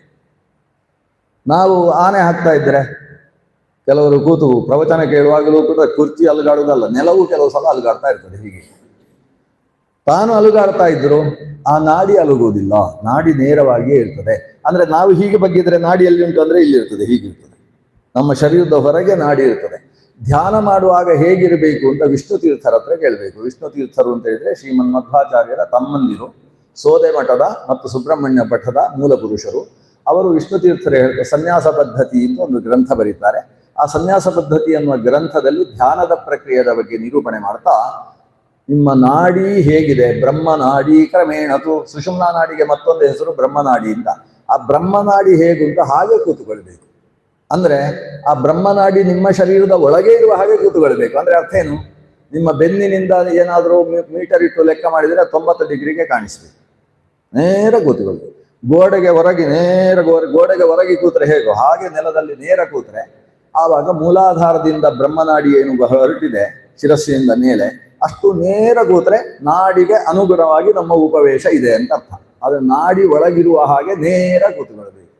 ಕೃಷ್ಣ ಗೀತೆಯ 6ನೇ ಅಧ್ಯಾಯದಲ್ಲೂ ಅದನ್ನೇ ಹೇಳ್ತಾನೆ. ಧಾರಯನ್ ಅಚಲಂ ಸ್ಥಿರ ಅಂತ ಧ್ಯಾನಕ್ಕೆ ಹೇಳುವಾಗ ನೇರವಾಗಿ ಕೂತುಕೋ ಅಂತ ಹೇಳ್ತಾನೆ. ಅದಕ್ಕೆ ಕಾರಣ ಬ್ರಹ್ಮನಾಡಿ ಅದೊಂದು ತೇಜಸ ನಾಡಿ, ಶರೀರದ ಒಳಗೆ ಇರುವ ಹಾಗೆ ಧ್ಯಾನಕ್ಕೆ ಕೂತುಕೊಳ್ಬೇಕು. ಅದು ಹೊರಗಿದ್ರೆ ಧ್ಯಾನವೇ ಅಲ್ಲ. ಅಂದ್ರೆ ನೇರ ಕೂತುಕೊಳ್ಳದೆ ಧ್ಯಾನ ನಡೆಯುವುದಿಲ್ಲ ಅನ್ನೋದು ಸ್ಪಷ್ಟ. ಈ ಶರೀರದಿಂದ ಹೊರಗೆ ನಾಡಿ ಇದೆ ಅನ್ನೋದು ಸ್ವಲ್ಪ ಕಲ್ಪನಾತೀತವಾದದ್ದಲ್ವಾ? ಆದ್ರೆ ವಿಜ್ಞಾನ ಅದನ್ನು ಒಪ್ಪಿಸುತ್ತೆ. ಹೇಗೆ ಗೊತ್ತೋ, ಒಬ್ಬ ಮನುಷ್ಯನಿಗೆ ಮನಸ್ಸಿಗೆ ತುಂಬಾ ಘಾಸಿ ಮಾಡಬೇಕಾದ್ರೆ, ಅಂದ್ರೆ ಹುಚ್ಚು ಹಿಡಿಸಬೇಕು ಅಂತ ಆದ್ರೆ ಅವನ ಶರೀರವನ್ನು ಮುಟ್ಟಬೇಕಾಗಿಲ್ಲಂತೆ. ಅವನ ತಲೆಯ ಮೇಲಿನ ಈ 12 ಅಂಗುಲದ ಒಳಗೆ ಅತ್ಯಂತ ಹರಿತವಾದಂತಹ ಕತ್ತಿಯಂತಹ ಒಂದು ಅಲಗನ್ನು ನಿರಂತರವಾಗಿ ಅರ್ಧ ಗಂಟೆಯಷ್ಟು ಹೊತ್ತು ಸುತ್ತಿಸ್ಬೇಕು, ಕತ್ತರಿಸ್ಬೇಕು. ಇಲ್ಲಿ ಕತ್ತರಿಸುವುದು ತಲೆಯ ಮೇಲೆ. ಅವನನ್ನು ಮುಟ್ಲಿಕ್ಕೆ ಇಲ್ಲ. ಅವನಿಗೆ ಮನಸ್ಸೆಲ್ಲ ವಿಕ್ಲಭಾವವಾಗುತ್ತೆ. ಒಂದು 10-15 ನಿಮಿಷದಲ್ಲಿ, ಒಂದು ಅರ್ಧ ಗಂಟೆಯಲ್ಲಿ ಹುಚ್ಚು ಹಿಡಿದಾಗೆ ಆಗೋಗುತ್ತೆ ಅವನಿಗೆ. ಅವನ ಶರೀರವನ್ನೇ ಮುಟ್ಟಿಲ್ಲ, ನಾವು ಅವನಿಗೆ ಹುಚ್ಚು ಹೇಗೆ ಹಿಡಿಯಿತು? ಅವನ ಶರೀರದ ನಾಡಿ ಏನಿದೆ ಅದನ್ನು ನಿರಂತರವಾಗಿ ಛೇದ ಮಾಡ್ತಾ ಇರತಕ್ಕಂತಹ ಪ್ರಕ್ರಿಯೆ ಅವನ ಮನಸ್ಸಿನಲ್ಲಿ, ಅವನ ಮಸ್ತಿಷ್ಕದಲ್ಲಿ ತೊಂದರೆಯನ್ನು ಉಂಟು ಮಾಡ್ತದೆ. ಹಾಗಾದ್ರೆ ಶರೀರದ ಹೊರಭಾಗದಿಂದಲೇ ಅವನಿಗೆ ತೊಂದರೆ ಮಾಡ್ಲಿಕ್ಕೆ ಆಗ್ತದೆ. ಇನ್ನು ನೀವು ಮಾಟ ಮಂತ್ರ ಇತ್ಯಾದಿ ಮಾಡುವಂತಹ ಮಂತ್ರವಾದ ಪ್ರಕ್ರಿಯೆಯಲ್ಲಿ ಇದೆಲ್ಲ ಸ್ಪಷ್ಟ. ಅವನಿಗೆ ಮಾಟ ಮಂತ್ರ ಮಾಡಬೇಕಾದ್ರೆ ಅವನ ಒಂದು ಕೂದಲು ಅಥವಾ ಉಗುರು ಸಿಗಬೇಕು ಅಂತಲಿಲ್ಲ. ಅವನ ಶರೀರದ ಪಕ್ಕಕ್ಕೆ ಒಂದು ವಸ್ತ್ರವನ್ನು ಬೀಸಿ ತಗೊಂಡು ಹೋದ್ರೆ ಸಾಕಾಗ್ತದೆ. ಈ ಮಡಿ ಮೈಲಿಗೆ ಇತ್ಯಾದಿಗಳಿಗೆಲ್ಲ ನಮಗೆ ಶ್ರದ್ಧೆ ಬರುವುದು ಎಲ್ಲಿಂದ ಅಂದ್ರೆ ಮಾಟ ಮಂತ್ರಗಳಿಂದ ಶ್ರದ್ಧೆ ಬರ್ತದೆ. ಹೌದಲ್ವಾ? ಮುಟ್ಟಿದ್ರೆ ಸಾಕು ಅದು ಹೇಗೆ ಮೈಲಿಗೆ ಆಗ್ತದೆ. ಆ ಮಾಟ ಮಂತ್ರಗಳ ಬಗ್ಗೆ ಗೊತ್ತಾದ್ರೆ ಇದು ಹೌದಪ್ಪ ಅಂತ ಗೊತ್ತಾಗ್ತದೆ. ಅಂಥದ್ದು ಇದು. ಶರೀರದ ಪಕ್ಕದ ಭಾಗಕ್ಕೆ ಸೋಂಕಿದ ವಸ್ತ್ರವನ್ನು ಹಿಡ್ಕೊಂಡು ಅವನ ಮೇಲೆ ಮಾಟ ಮಂತ್ರ ಮಾಡಲಿಕ್ಕೆ ಸಾಧ್ಯ ಆಗ್ತದೆ. ಇದು ಮಂತ್ರವಾದದಲ್ಲಿರ್ತಕ್ಕಂಥ ವಿಧಾನಗಳುಂಟು. ಹಾಗಾಗಿ ಶರೀರದಿಂದ ಹೊರಗೂ ವ್ಯಾಪಿಸಿರ್ತಕ್ಕಂಥ ಒಂದು ನಾಡಿ, ಅದಕ್ಕೆ ಸುಷುಮ್ನ ಅಂತ ಹೆಸರು. ಅದಕ್ಕೆ ಮತ್ತೊಂದು ಹೆಸರು ಬ್ರಹ್ಮನಾಡಿ ಅಂತ ಹೆಸರು. ಆ ಬ್ರಹ್ಮನಾಡಿಯನ್ನೇ ಮತ್ತೊಂದು ಬೇರೆ ಅನೇಕ ಹೆಸರುಗಳಿಂದ ಕರೀತಾರೆ. ಸದ್ಯಕ್ಕೆ 2 ಹೆಸರು ನಮಗೆ ನೆನಪಿದ್ರೆ ಸಾಕು. ಗ್ರಂಥದಲ್ಲಿ ಇದಕ್ಕೆ ಹೆಚ್ಚು ಪ್ರಸಿದ್ಧಿ. ಇದು ನೇರ ಇರುವ ನಾಡಿ. ಯಾವ ಭಾಗದಲ್ಲಿ ಸುಷುಮ್ನ ಆರಂಭವಾಗಿದೆಯೋ ಅದೇ ಭಾಗದಲ್ಲಿ ಸುಷುಮ್ನೆಯ ಎಡಭಾಗದಲ್ಲಿ ಒಂದು ನಾಡಿ ಪ್ರಾರಂಭ ಆಗ್ತದೆ. ಅದಕ್ಕೆ ಇಡ ಅಂತ ಹೆಸರು. ಇಡ, ಎಡ. ನಮ್ಮ ಎಡ ಅನ್ನೋ ಕನ್ನಡ ಶಬ್ದ ಬಹುಶಃ ಇಡದಿಂದ ಬಂದಿರಬಹುದು. ಎಡದಲ್ಲಿರುವ ನಾಡಿಗೆ ಇಡ ಅಂತ ಹೆಸರು. ಬಲದಲ್ಲಿ ಮತ್ತೊಂದು ನಾಡಿ ಪ್ರಾರಂಭ ಆಗ್ತದೆ, ಅದಕ್ಕೆ ಪಿಂಗಲ ಅಂತ ಹೆಸರು. ಈ ಸುಷುಮ್ನಾದ ಹಾಗೆ ಅದು ಅತ್ಯಂತ ತೆಳುವಾದಂತಹ ಎರಡು ನಾಡಿ.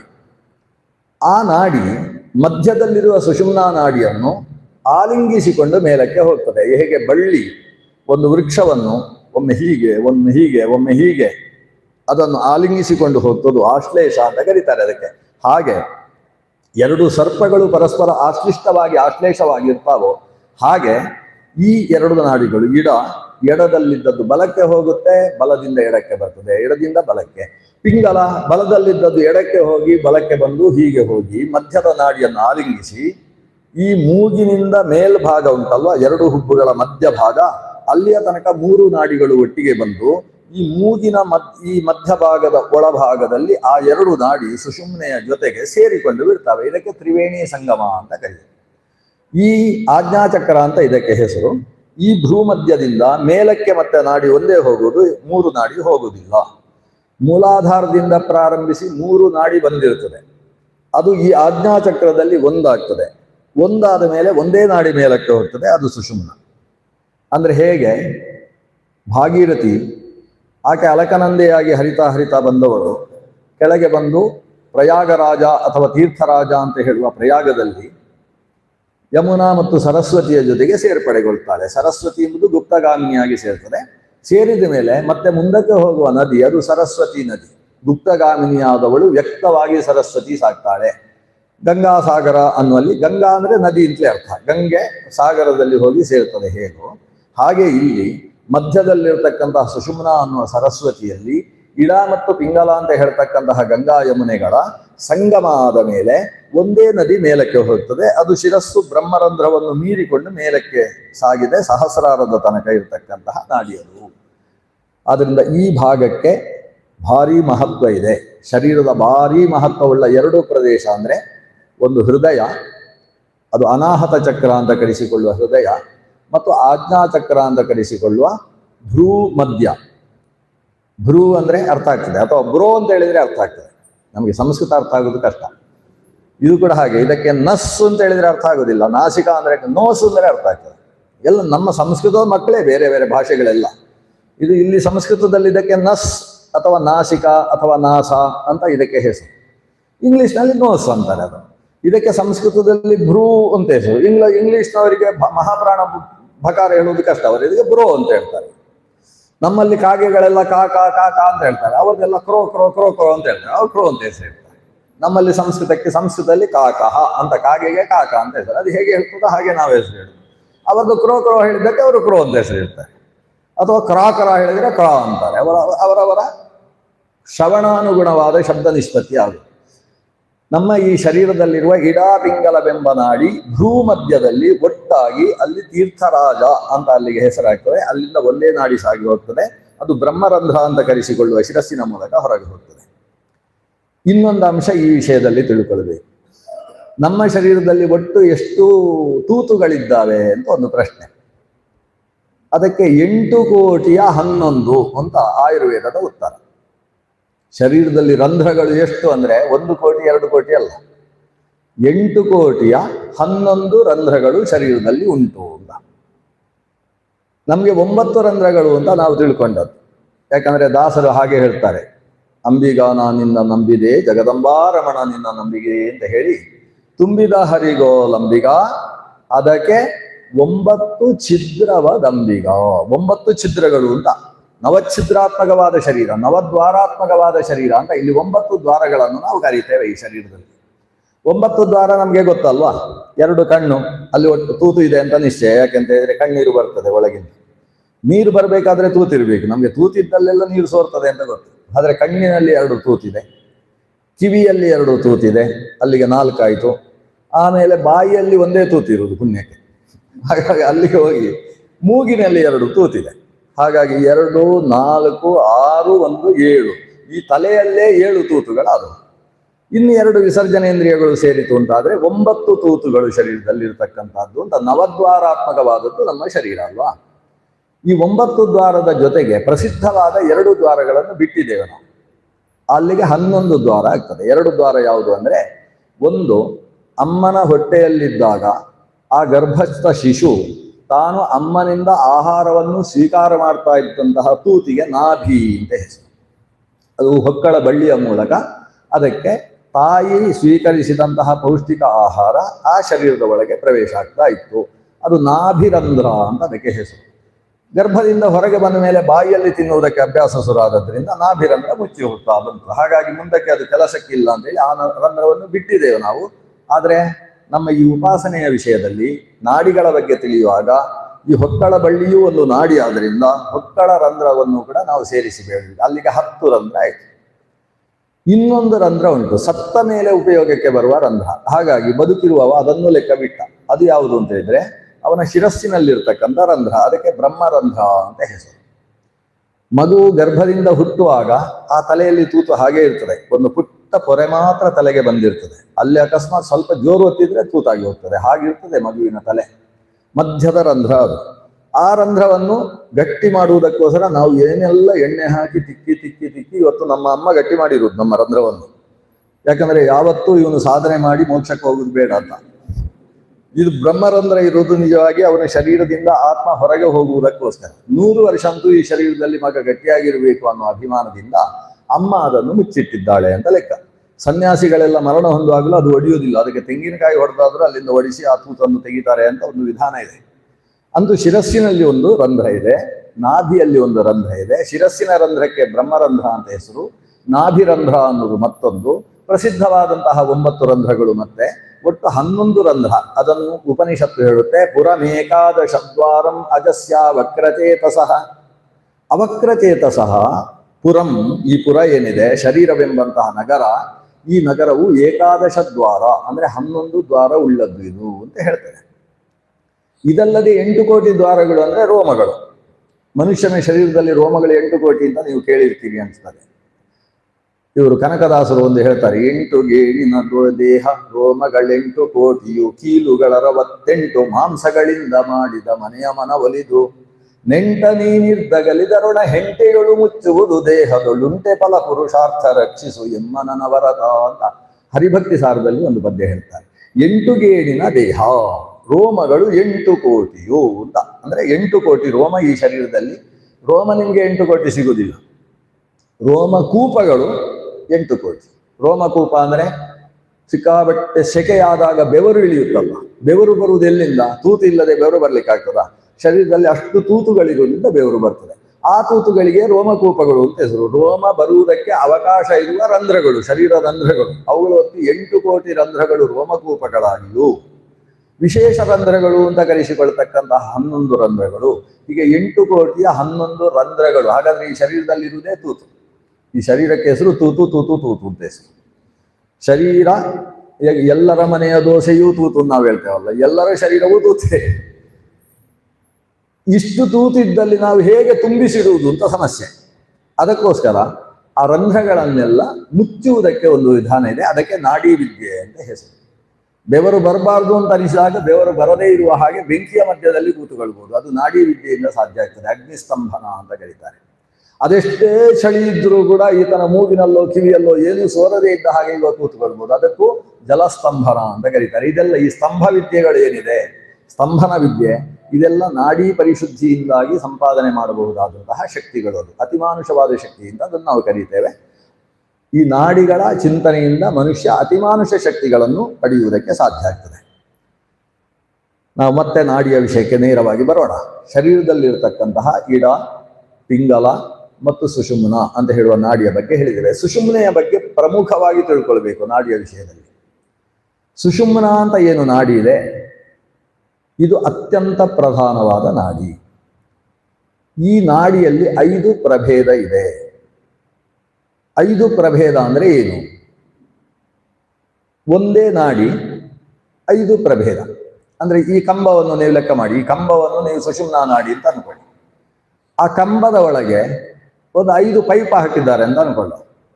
ಮಧ್ಯದಲ್ಲಿ ಒಂದು ಪೈಪು, 4 ದಿಕ್ಕಿನಲ್ಲಿ 4 ಪೈಪ್. ಈಗ ಇದು ಎಷ್ಟು ಕಂಬ? ಒಂದೇ ಕಂಬ. ಕಂಬದ ಒಳಗೆ ಎಷ್ಟು ಕಂಬ? ಕಂಬದ ಒಳಗೆ 5 ಭಾಗಗಳುಂಟು. ಆ 5 ಭಾಗಗಳೇನುಂಟು ಅದೇ ಸುಷುಮ್ನಾ ನಾಡಿಯಲ್ಲಿ 5 ಪ್ರಭೇದ ಅಂದ್ರೆ ಹಾಗೆ. ಅದಕ್ಕೆ 5 ಹೆಸರು: ವಜ್ರಿಕ, ಆರ್ಯ, ಪ್ರಕಾಶಿನಿ, ವೈದ್ಯುತ, ಬ್ರಹ್ಮನಾಡಿ ಅಂತ ಹೆಸರು. ಈ ಹೆಸರು ಹೇಳಿದ್ದು ಶ್ರೀಮನ್ ಮಧ್ವಾಚಾರ್ಯರು ತಂತ್ರಸಾರ ಸಂಗ್ರಹದಲ್ಲಿ. ವಜ್ರಿಕಾರ್ಯಾವಭಾಸಿನಿ ವಿದ್ಯುತ ಬ್ರಹ್ಮನಾಡೀತಿ ಶೈವ ಪಂಚ ಪ್ರಭೇದಿನಿ. ಆ ಒಂದೇ ಸುಷುಮ್ನ 5 ಪ್ರಭೇದವುಳ್ಳದ್ದು, ಅಂದರೆ 5 ಹೆಸರುಳ್ಳದ್ದು. 5 ಹೆಸರು ಹೇಗೆ? ಈಗ ನಾನು ಪೂರ್ವಾಭಿಮುಖವಾಗಿ ಕೂತಿದ್ದೇನೆ ಅಂತ ಅಂದುಕೊಳ್ಳುವ. ಪೂರ್ವಾಭಿಮುಖವಾಗಿ ನಾನು ಕೂತಿದ್ದೇನೆ ಅಂತಾದರೆ ನನ್ನ ಸುಷುಮ್ನಾ ನಾಡಿ ಮೂಲಾಧಾರದಿಂದ ಶಿರಸ್ಸಿನ ತನಕ ಹರಿದಿದೆ. ಆ ಮೂಲಾಧಾರದಿಂದ ಶುರುವಾದ ನಾಡಿ ಎಷ್ಟು ದಪ್ಪ ಇದೆ ಅಂದರೆ ಅದು ಅತ್ಯಂತ ಸೂಕ್ಷ್ಮ. ಎಷ್ಟು ದಪ್ಪ? 1 ಇಂಚೋ 2 ಇಂಚೋ, ಎಷ್ಟು ದಪ್ಪ? ಅತ್ಯಂತ ಸೂಕ್ಷ್ಮ. ಎಷ್ಟು ಸೂಕ್ಷ್ಮ ಅಂತ ಕೇಳಿದರೆ, ಒಂದು ಕುದುರೆಯ ಬಾಲದ ತುದಿಯಲ್ಲಿದ್ದ ಒಂದು ರೋಮ, ಅದು ಅತ್ಯಂತ ತೆಳು. ನಮ್ಮ ತಲೆ ಕೂದಲೆಲ್ಲ ಅಷ್ಟು ತೆಳು ಅಲ್ಲ. ಕುದುರೆಯ ರೋಮದ ಕೊನೆ ಬಾಲದ ತುದಿಯ ರೋಮ ಅತ್ಯಂತ ತೆಳು. ಆ ರೋಮ ತೆಗಿಬೇಕು. ಇಷ್ಟಿಷ್ಟು ಉದ್ದ ಇರ್ತದೆ ಆ ರೋಮ. ಆ ರೋಮವನ್ನು 100 ಬಾರಿ ಸೀಳಬೇಕು ನೀವು. ಆಗುವುದಲ್ಲ, ಹೋಗುದಲ್ಲ, ಹೇಳು. ಅದು 100 ಬಾರಿ ಸೀಳಬೇಕು. 100 ಬಾರಿ ಸೀಳಿದ್ರೆ ಅದರದ್ದು ಅದು ಎಷ್ಟು ದಪ್ಪವೋ ಈ ಸುಷುಮ್ನಾ ನಾಡಿ ಅಷ್ಟೇ ದಪ್ಪ ಇರುವುದು, ಅಷ್ಟು ತೆಳು ಅಂತ ಅರ್ಥ.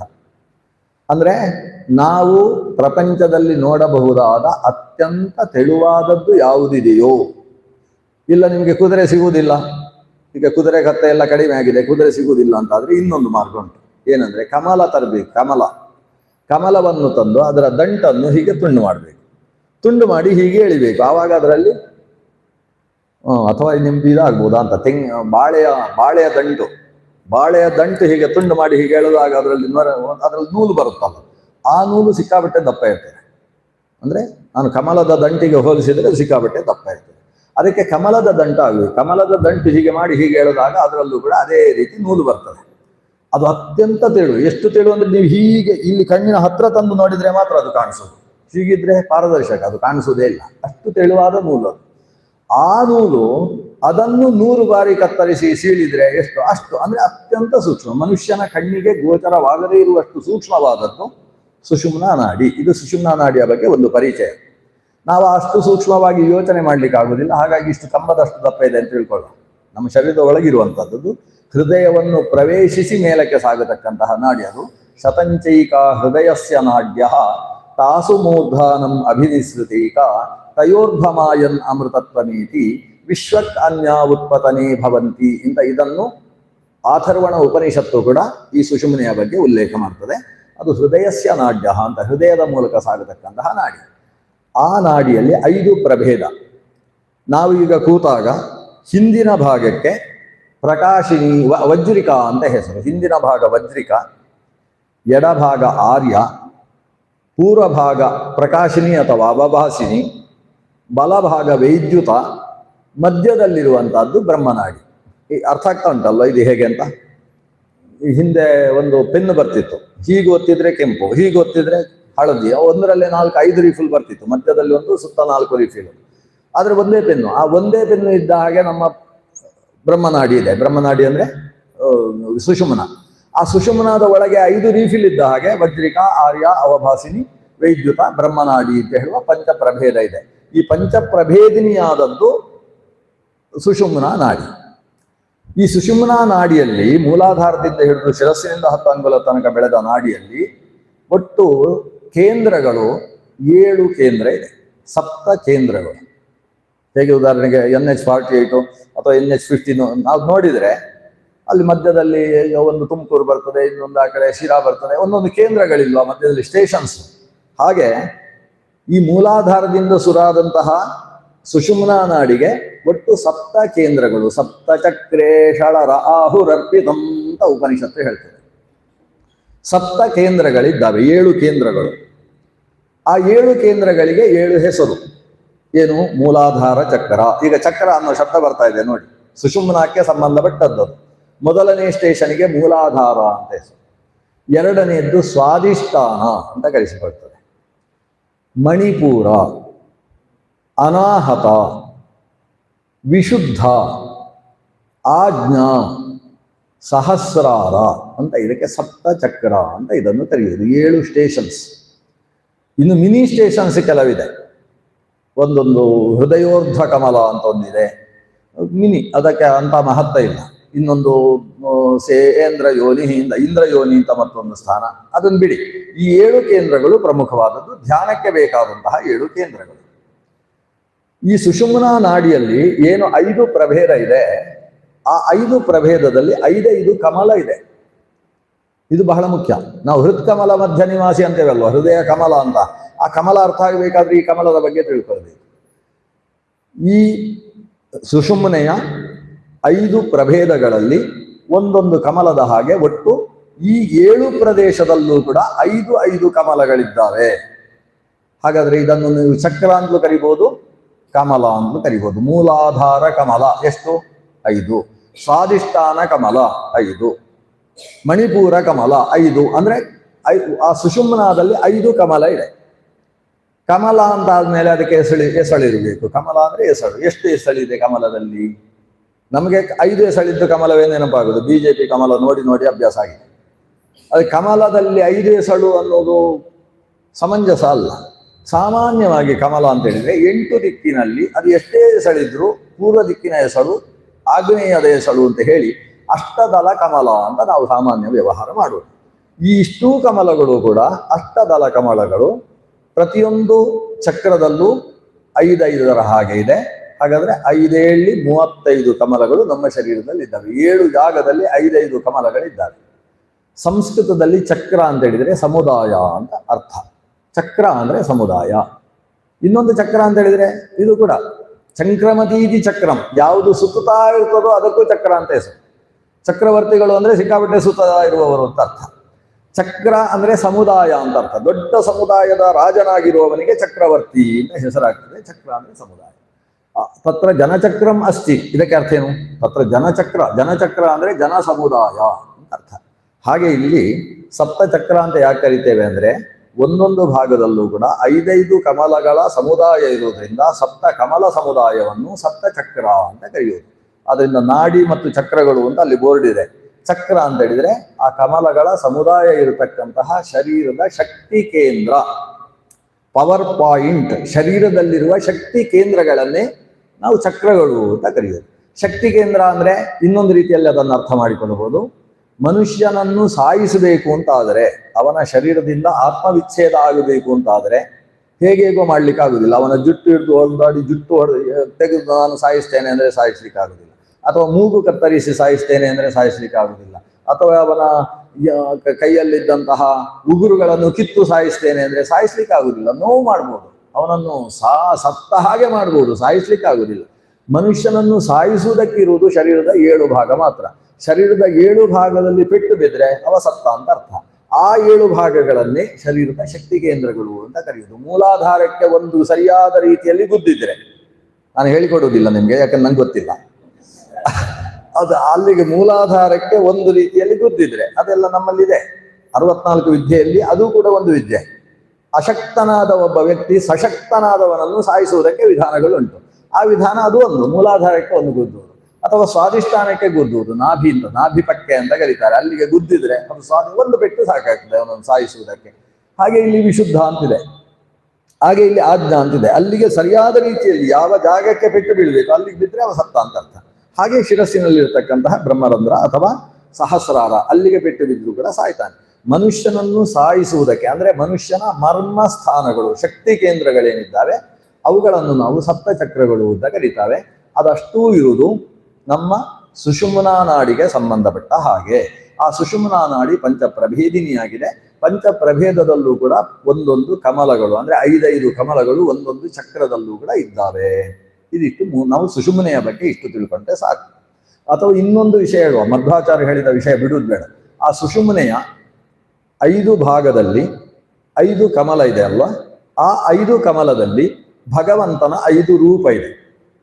ಅದನ್ನು ಮಧ್ವಾಚಾರ್ಯ ಬಹಳ ಮುಖ್ಯ ಹೇಳ್ತಾರೆ.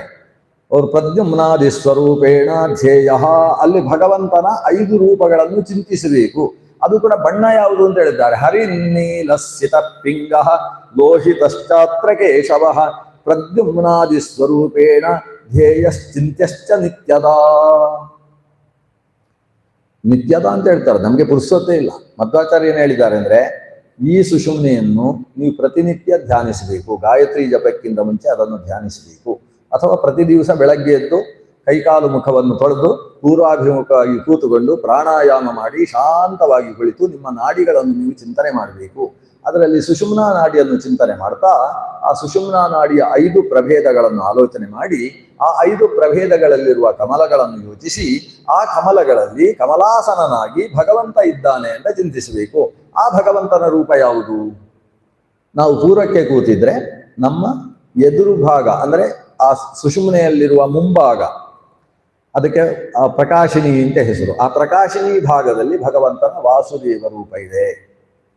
ಬಲಭಾಗದಲ್ಲಿ ವೈದ್ಯುತ ಅಂತ ಹೆಸರು. ವೈದ್ಯುತ ನಾಡಿಯಲ್ಲಿ ಸಂಕರ್ಷಣ ರೂಪ ಇದೆ. ಹಿಂದಕ್ಕೆ ವಜ್ರಿಕಾ ಅಂತ ಹೆಸರು. ವಜ್ರಿಕಾ, ಆರ್ಯ, ಅವಭಾಸಿನಿ, ವೈದ್ಯುತ, ಬ್ರಹ್ಮನಾಡಿ. ವಜ್ರಿಕಾದಲ್ಲಿ ಭಗವಂತನ ಪ್ರದ್ಯುಮ್ನ. ಎಡಭಾಗದಲ್ಲಿ ಆರ್ಯಾನಾಡಿ ಅಂತ ಅದಕ್ಕೆ ಹೆಸರು. ಆರ್ಯಾನಾಡಿಯಲ್ಲಿ ಭಗವಂತನ ಅನಿರುದ್ಧ ರೂಪ ಇದೆ. ಮಧ್ಯದಲ್ಲಿರತಕ್ಕಂತಹ ಬ್ರಹ್ಮನಾಡಿಯಲ್ಲಿ ಭಗವಂತನ ನಾರಾಯಣ ರೂಪ ಇದೆ. ಆ ಮಧ್ಯದಲ್ಲಿರುವ ನಾರಾಯಣ ರೂಪ ಹೇಗೆ? ಅದು ಶಂಖಚಕ್ರ ಗದಾಪದ್ಮವನ್ನು ಧರಿಸಿರುವ ಭಗವಂತನ ನಾರಾಯಣ ರೂಪ.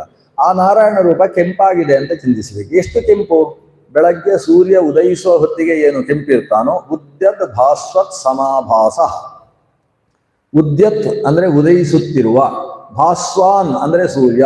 ಉದಯಿಸುವ ಭಾಸ್ವಾನ್ ಏನಿದ್ದಾನೆ, ಉದ್ಯತ್ ಭಾಸ್ವಾನ್, ಅವನಿಗೆ ಸಮವಾದಂತಹ ಆಭಾಸ, ಕಾಂತಿಯುಳ್ಳಂತಹ ವ್ಯಕ್ತಿ. ಉದಯಿಸುವ ಬಾಲ ಭಾಸ್ಕರನ ಹಾಗೆ ಕೆಂಪಾಗಿರತಕ್ಕಂಥ ಭಗವಂತನ ಸುಂದರವಾದ ಶಂಖಚಕ್ರ ಗದಾಪದ್ಮಧಾರಿಯಾದ ರೂಪ ಅದು ಬ್ರಹ್ಮನಾಡಿ ಕಮಲದಲ್ಲಿ ಸ್ಥಿತವಾಗಿದೆ. ಇನ್ನು ಉಳಿದ ಹಾಗೆ ವಾಸುದೇವ, ಸಂಕರ್ಷಣ, ಪ್ರದ್ಯುಮ್ನ, ಅನಿರುದ್ಧ. ಅಂದ್ರೆ ನಾವು ಹೀಗೆ ಕೂತ್ರೆ ಮುಂಭಾಗದಲ್ಲಿ ವಾಸುದೇವ, ಸಂಕರ್ಷಣ, ಪ್ರದ್ಯುಮ್ನ, ಅನಿರುದ್ಧ. ಇದೊಂದು 4 ಬಾರಿ ಯೋಚನೆ ಮಾಡಿದರೆ ಆಮೇಲೆ ಹಾಗೆ ಅದು ಕೂತು ಬಿಡ್ತದೆ ನಮ್ಮಲ್ಲಿ. ಹೀಗೆ ದೇವನ ರೂಪ ಇದೆ. ಆ ವಾಸುದೇವ ರೂಪ ಹೇಗಿದೆ? ಅದು ಶುಕ್ಲ, ಬೆಳ್ಳಗಿರುವ ಭಗವಂತನ ರೂಪ. ಅಂದ್ರೆ ಮಧ್ಯಾಹ್ನ ನೆತ್ತಿಗೆ ಸೂರ್ಯ ಬಂದಾಗ ಆ ಸೂರ್ಯನ ಬಣ್ಣ ಏನಿರ್ತದೋ ಅದಕ್ಕೆ ಭಾಸ್ವರ ಶುಕ್ಲ ಅಂತ ಹೆಸರು. ಬೆಳಗುವ ಬೆಳಗು ಅಂತ ಹೆಸರು. ಆ ಬೆಳಗುವ ಬೆಳಗು ಏನಿದೆ ಬೆಳ್ಳಗೆ, ಆ ರೀತಿಯ ಬೆಳ್ಳಗಿನ ಬಣ್ಣದ ವಾಸುದೇವ ರೂಪ ಮುಂಭಾಗದಲ್ಲಿದೆ. ಎಡಭಾಗದಲ್ಲಿ ಸಂಕರ್ಷಣ ಇದ್ದಾನಲ್ಲ, ಆ ಸಂಕರ್ಷಣ ಅವನನ್ನು ಇಲ್ಲಿ ನೀಲ ಅಂತ ಹೇಳಿದ್ದಾರೆ, ನೀಲಿ ಬಣ್ಣ ಅಂತ ಹೇಳಿದ್ದಾರೆ. ಆದರೆ ಮಧ್ವಾಚಾರ್ಯರು ಇನ್ನೊಂದು ಕಡೆಯಲ್ಲಿ ಅಸಿತ ಅಂತ ಹೇಳಿದ್ದಾರೆ. ವಾಸುದೇವಾದಿಕ ಶುಕ್ಲ ರಕ್ತ ಪೀತ ಅಸಿತ ಅಂತ ಅಸಿತ ಶಬ್ದ ಬಳಸಿದ್ದಾರೆ. ಅಸಿತ ಮತ್ತು ನೀಲ ಅದು ಪರ್ಯಾಯ ಪದ. ಅದಕ್ಕರ್ಥ ಕಡು ನೀಲಿ ಅಂತ ಅರ್ಥ. ಅದು ಕಡು ನೀಲಿ ಆದರೆ ಕಪ್ಪಿನ ಹಾಗೆ ಕಾಣಿಸುತ್ತೆ. ನಮ್ಮ ರಾಷ್ಟ್ರಧ್ವಜ ಇದೆ ಅಲ್ವಾ, ಹಸಿರು ಏನು ಕೇಸರಿ ಬಿಳಿ ಹಸಿರು 3 ಬಣ್ಣ ನಡುವೆ ಚಕ್ರವು. ನಾನು ನಿಮ್ಮ ಹಾಗೆ 4ನೇ ಕ್ಲಾಸಲ್ಲಿ ಓದಿದ್ದು, ಮರ್ತೋಗಿದೆ. ಇದು ಕೇಸರಿ ಬಿಳಿ ಹಸಿರು 3 ಬಣ್ಣ ನಡುವೆ ಚಕ್ರವು ಅಂತ ಪದ್ಯ ಅಲ್ವಾ. ಆ ಮಧ್ಯದಲ್ಲಿ ಏನು ಚಕ್ರ ಇದೆ ಅದು ಯಾವ ಬಣ್ಣ ಅಂತ ಕೇಳಿದ್ರೆ, ಮಕ್ಕಳು ಕೇಳಿದ್ರೆ ಕಪ್ಪು ಅಂತ ಹೇಳ್ತಾರೆ. ಅದ್ರಲ್ಲಿ ಕಪ್ಪಿರುವುದಲ್ಲ, ಅದು ಕಡು ನೀಲಿಯಲ್ಲಿರುವುದು. ಕಡು ನೀಲಿ ಬಣ್ಣವನ್ನು ದೂರದಲ್ಲಿ ನೋಡಿದ್ರೆ, ಈಗ ಮೋಡ ಅದು ಕಡು ನೀಲಿ, ಆದ್ರೆ ದೂರದಿಂದ ನೋಡಿದ್ರೆ ಹೇಗೆ ಕಾಣಿಸುತ್ತೆ? ಕಪ್ಪು ಕಾಣಿಸುವುದಿಲ್ಲ, ಕಪ್ಪಾದ ಮೋಡ ಅಂತ ಹೇಳುವುದಿಲ್ವಾ? ಆದ್ರೆ ಯಾವ ಮೋಡವೂ ಕಪ್ಪಲ್ಲ, ಅದು ನೀಲ ಮೇಘ ಶ್ಯಾಮ. ಮೇಘ ಯಾವತ್ತೂ ನೀಲಿ ಬಣ್ಣ ಇರುವಂತದ್ದು. ಹಾಗೆ ಆ ರೀತಿ ಭಗವಂತನ ಕಡು ನೀಲಿ ಬಣ್ಣದ ಸಂಕರ್ಷಣ ರೂಪ ಇದೆ. ಹಿಂಭಾಗದಲ್ಲಿ ವಾಸುದೇವಾದಿಕ ಶುಕ್ಲ ರಕ್ತ ಪೀತ ವಾಸುದೇವಾದಿಕ ಶುಕ್ಲ ರಕ್ತ ಪೀತಾಸಿ ಪ್ರೋಜ್ವಲ ಅಂತ ಹರಿನ್ನೀಲ ಸ್ಥಿತಪಿಂಗ. ಈ ಹಿಂದೆ ಇರತಕ್ಕಂಥದ್ದು ಪ್ರದ್ಯುಮ್ನ ರೂಪ. ಪ್ರದ್ಯುಮ್ನ ರೂಪದ ಬಗ್ಗೆಯೂ ಆಚಾರ್ಯರು 2 ಬಣ್ಣ ಹೇಳಿದ್ದಾರೆ. ತಂತ್ರಸಾರ ಸಂಗ್ರಹದಲ್ಲಿ ಹರಿತು ಅಂತ ಹೇಳಿದ್ದಾರೆ. ತಂತ್ರಸಾರ ಸಂಗ್ರಹದ ಆರಂಭದಲ್ಲಿ ಹೇಳುವಾಗ ಅಲ್ಲಿ ಪೀತ ಅಂತ ಹೇಳಿದ್ದಾರೆ. ಅಂದ್ರೆ ಪ್ರದ್ಯುಮ್ನ ಪೀತವರ್ಣ, ಹರಿದ್ವರ್ಣ ಅಂತ 2 ಇದೆ. ಈ 2ಕ್ಕೂ ಕೂಡ ಕೋಶ ತೆಗೆದು ನೋಡಿದ್ರೆ ಒಂದೇ, ಅದು ನಮ್ಮ ಅರಶಿಣದ ಬಣ್ಣ ಅಂತ. ಹರಿತ್ ಶಬ್ದಕ್ಕೆ 2 ಅರ್ಥ ಇದೆ. ನಿತ್ಯ ಹರಿದ್ವರ್ಣದ ಕಾಡುಗಳು ಅಂತ ಕರೀತೇವೆ. ಅಂದ್ರೆ ಪಚ್ಚೆ ಮರಗಳಿರುವ ಪಚ್ಚೆ ಏನು ಬಣ್ಣ ಇದೆ ಅದಕ್ಕೂ ಹರಿತ್ ಅಂತ ಹೆಸರು. ಜೊತೆಗೆ ಈ ಅರಶಿಣ ಬಣ್ಣಕ್ಕೂ ಕೂಡ ಹರಿತ್ ಅಂತ ಹೆಸರು, ಅಂದ್ರೆ ಹಳದಿ ಬಣ್ಣ. ಈ ಹಿಂದೆ ಇರತಕ್ಕಂತಹ ಭಗವಂತನ ಪ್ರದ್ಯುಮ್ನ ರೂಪ ಅದು ಪೀತವರ್ಣ. ಪೀತವರ್ಣ ಅಂತ ಹೇಳಿದ್ರೆ ಹಳದಿ ಬಣ್ಣದ ಭಗವಂತನ ರೂಪ. ಹರಿತ್ ನೀಲಹ, ಎಡಭಾಗದಲ್ಲಿರತಕ್ಕಂತಹ ಅನಿರುದ್ಧ ರೂಪ ಅದು ಮತ್ತೆ ನೀಲ ರೂಪ. ಹೀಗೆ ಹರಿನ್ನೀಲ ಸ್ಥಿತ ಪಿಂಗ ಲೋಹಿತಶ್ಚಾತ್ರ ಕೇಶವ ಪ್ರದ್ಯುಮ್ನಾದಿ ಸ್ವರೂಪೇಣ ಧ್ಯೇಯ ಅಂತ ನಮ್ಮ ಒಳಗೆ ಧ್ಯಾನ ಮಾಡಬೇಕಾದ ಭಗವಂತನ 4 ಸ್ವರೂಪಗಳ ಬಗ್ಗೆ, ಅದರ ಬಣ್ಣದ ಬಗ್ಗೆ ವಿವರಣೆಯನ್ನು ಆಚಾರ್ಯರು ಕೊಡ್ತಾರೆ. ಈ 4 ಬಣ್ಣಗಳೇನಿದೆ ಅದು ಮೂಲಭೂತವಾದ ಬಣ್ಣಗಳು. ನಮ್ಮಲ್ಲಿ ಹೊರಗಿನಿಂದ ಬಣ್ಣ ಎಷ್ಟು ಅಂತ ಕೇಳಿದ್ರೆ 7 ಬಣ್ಣ ಅಂತ ಹೇಳ್ತಾರೆ. 7 ಬಣ್ಣಗಳು ಸೇರಿ ಬಿಳಿ ಬಣ್ಣ ಆಗ್ತದೆ ಅಂತ ಹೇಳ್ತಾರೆ. ಆದರೆ ನಮ್ಮ ಶಾಸ್ತ್ರದ ಪ್ರಕಾರ 7 ಬಣ್ಣ ಅಲ್ಲ, ಮೂಲಭೂತವಾದ ಬಣ್ಣ 5. ಈಗ ಏನು 5 ಬಣ್ಣಗಳನ್ನು ಹೇಳಿದ್ದೇವೆ, ಹರಿತ, ನೀಲ, ಸಿತ, ಪಿಂಗ ಮತ್ತು ಲೋಹಿತ ಅಂತ ಹೇಳ್ತಕ್ಕಂಥ ಪಂಚವರ್ಣ. ಈ ಪಂಚವರ್ಣಗಳೇ ಮತ್ತೆ ಸಾವಿರಾರು ಬಣ್ಣಗಳಾಗುವುದು, ಅದು ಇದು ಸೇರಿ ಸೇರಿ ಬೇರೆ ಬೇರೆ ಬಣ್ಣ ಆಗುವುದು. ಮೂಲಭೂತವಾದ ಬಣ್ಣಗಳು ಇಷ್ಟೇ. ಮನುಷ್ಯನಿಗೆ ಇರಬಹುದಾದ ಬಣ್ಣ ಅದು 5. ಆ 5ರಲ್ಲೂ ಕೂಡ ಪಿಂಗವರ್ಣವನ್ನು ಬಿಟ್ಟು 4 ಅಂತ ಹೇಳ್ತಾರೆ. ಮೂಲಭೂತವಾದ ಬಣ್ಣಗಳೇ 4. ವಾಸುದೇವ, ಸಂಕರ್ಷಣ, ಪ್ರದ್ಯುಮ್ನ, ಅನಿರುದ್ಧ ಅಂತ ಹೇಳುವುದೇ ಮೂಲಭೂತವಾದಂತಹ ಬಣ್ಣಗಳು ಅಂತ. ಒಟ್ಟಂದದಲ್ಲಿ ಸುಷುಮ್ನ ಎಂಬ ನಾಡಿಯಲ್ಲಿ ಭಗವಂತನ ಪಂಚರೂಪಗಳನ್ನು ಪಂಚವರ್ಣಗಳಿಂದ ಪಂಚಕಮಲ ಸಂಸ್ಥಿತವನ್ನಾಗಿ ನಾವು ಧ್ಯಾನ ಮಾಡಬೇಕು. ಇದು ಆಚಾರ್ಯರು ಕೊಟ್ಟಂತಹ ಸಂದೇಶ.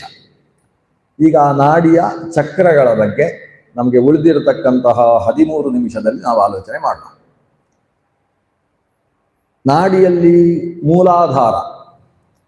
ಮೂಲಾಧಾರ ಅನ್ನೋದು ಒಂದು ಚಕ್ರ. ಅದಕ್ಕೆ ಮೂಲಾಧಾರ ಅಂತ ಯಾಕೆ ಹೆಸರು? ನಮಗೆ ಸಾಮಾನ್ಯ ಸಂಸ್ಕೃತ ಅರ್ಥ ಆಗ್ತದೆ. ಈಗ ನಿಮ್ಮ ಮುಖ ಎಲ್ಲ ನೋಡಿದ್ರೆ ನನಗೆ ಸ್ಪಷ್ಟ ಇದೆ, ನಂಗಿಂತ ದೊಡ್ಡ ಪಂಡಿತರು ಅಂತ ಕೂಡಲೇ ಅರ್ಥ ಆಗ. ಮೂಲಾಧಾರ ಅಂದ್ರೆ ಮೂಲ ಆಧಾರ ಅಲ್ವಾ, ಮೂಲಭೂತವಾದ ಆಧಾರ. ಈಗ ಒಂದೊಂದಕ್ಕೆ ಒಂದೊಂದು ಆಧಾರ ಇರ್ತದೆ. ಈಗ ತಲೆಗೆ ಯಾವುದು ಆಧಾರ? ಕಂಠ ಆಧಾರ. ಕಂಠಕ್ಕೆ ಯಾವುದು ಆಧಾರ? ಶರೀರ. ಶರೀರಕ್ಕೆ ಯಾವುದು ಆಧಾರ? ಪಾದ. ಪಾದಕ್ಕೆ ಆಧಾರ ಯಾವುದು? ಭೂಮಿ. ಭೂಮಿಗೆ ಆಧಾರ ಯಾವುದು? ಶೇಷ. ಶೇಷನಿಗೆ ಆಧಾರ ಯಾವುದು? ಕೂರ್ಮ. ಕೂರ್ಮನಿಗೆ ಆಧಾರ ಯಾವುದು? ಕೂರ್ಮನಿಗೆ ಆಧಾರ ವಾಯುಕೂರ್ಮ. ವಾಯುಕೂರ್ಮಕ್ಕೆ ಆಧಾರ ಯಾವುದು? ಅದಕ್ಕೆ ವಾಯುಕೂರ್ಮಕ್ಕೆ ವಿಷ್ಣುಕೂರ್ಮ. ವಿಷ್ಣುಕೂರ್ಮಕ್ಕೆ ಆಧಾರ ಇಲ್ಲಪ್ಪ. ವಿಷ್ಣುಕೂರ್ಮ ಅದು ಎಲ್ಲಕ್ಕೂ ಮೂಲ ಆಧಾರ. ಮೂಲ ಆಧಾರ ಅಂದ್ರೆ ಅದಕ್ಕೊಂದು ಆಧಾರ ಇಲ್ಲ ಅಂತ. ಮೂಲ ಇದಕ್ಕೆ ಇದು ಆಧಾರ, ಇದಕ್ಕೆ ಇದು ಆಧಾರ, ಇದು ಮೂಲಾಧಾರ. ಮೂಲಾಧಾರ ಅಂದ್ರೆ ಅದಕ್ಕೊಂದು ಆಧಾರ ಇಲ್ಲ. ಈಗ ಈ ಶರೀರ ಒಂದು ವ್ಯವಸ್ಥಿತವಾಗಿ ಉಂಟಲ್ಲ, ನೇರವಾಗಿ ಹೀಗೆ ಕೈ ಇದ್ದಕ್ಕಿದ್ದಾಗೆ ಬಿದ್ದು ಹೋಗುವುದಾಗುವುದಿಲ್ಲ, ತಲೆ ಏನೇನೋ ಎಡವಟ್ಟು ಬೀಳುವುದಿಲ್ಲ, ಸರಿಯಾಗಿ ಉಂಟು. ನಾವೇ ಎಡವಟ್ಟು ಮಾಡಿಕೊಳ್ಳುವುದೇ ಹೊರತು ಅದು ಸರಿಯಾಗಿ ಉಂಟು. ಈ ಶರೀರ ಇಷ್ಟು, ಇದಕ್ಕೆ ಸಂಸ್ಥಾನ ಅಂತ ಕರೀತಾರೆ. ಶರೀರ ಸಂಸ್ಥಾನ.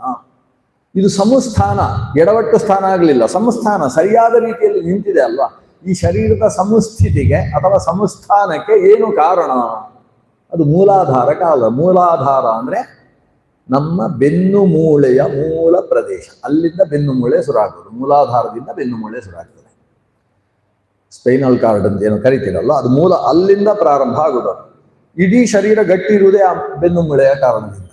ನಮ್ಮ ನಿಜವಾದ ಬಲ ಬೆಂಬಲ, ಬೆನ್ನು ಬಲ. ಅದನ್ನೇ ನಾವು ಸ್ವಲ್ಪ ಬೆಂಬಲ ಕೊಡಬೇಕು ನೀವು ಅಂತ ಹೇಳ್ತೇವೆ. ಬೆಂಬಲ ಅಂದ್ರೆ ಬೆನ್ನು ಬಲ.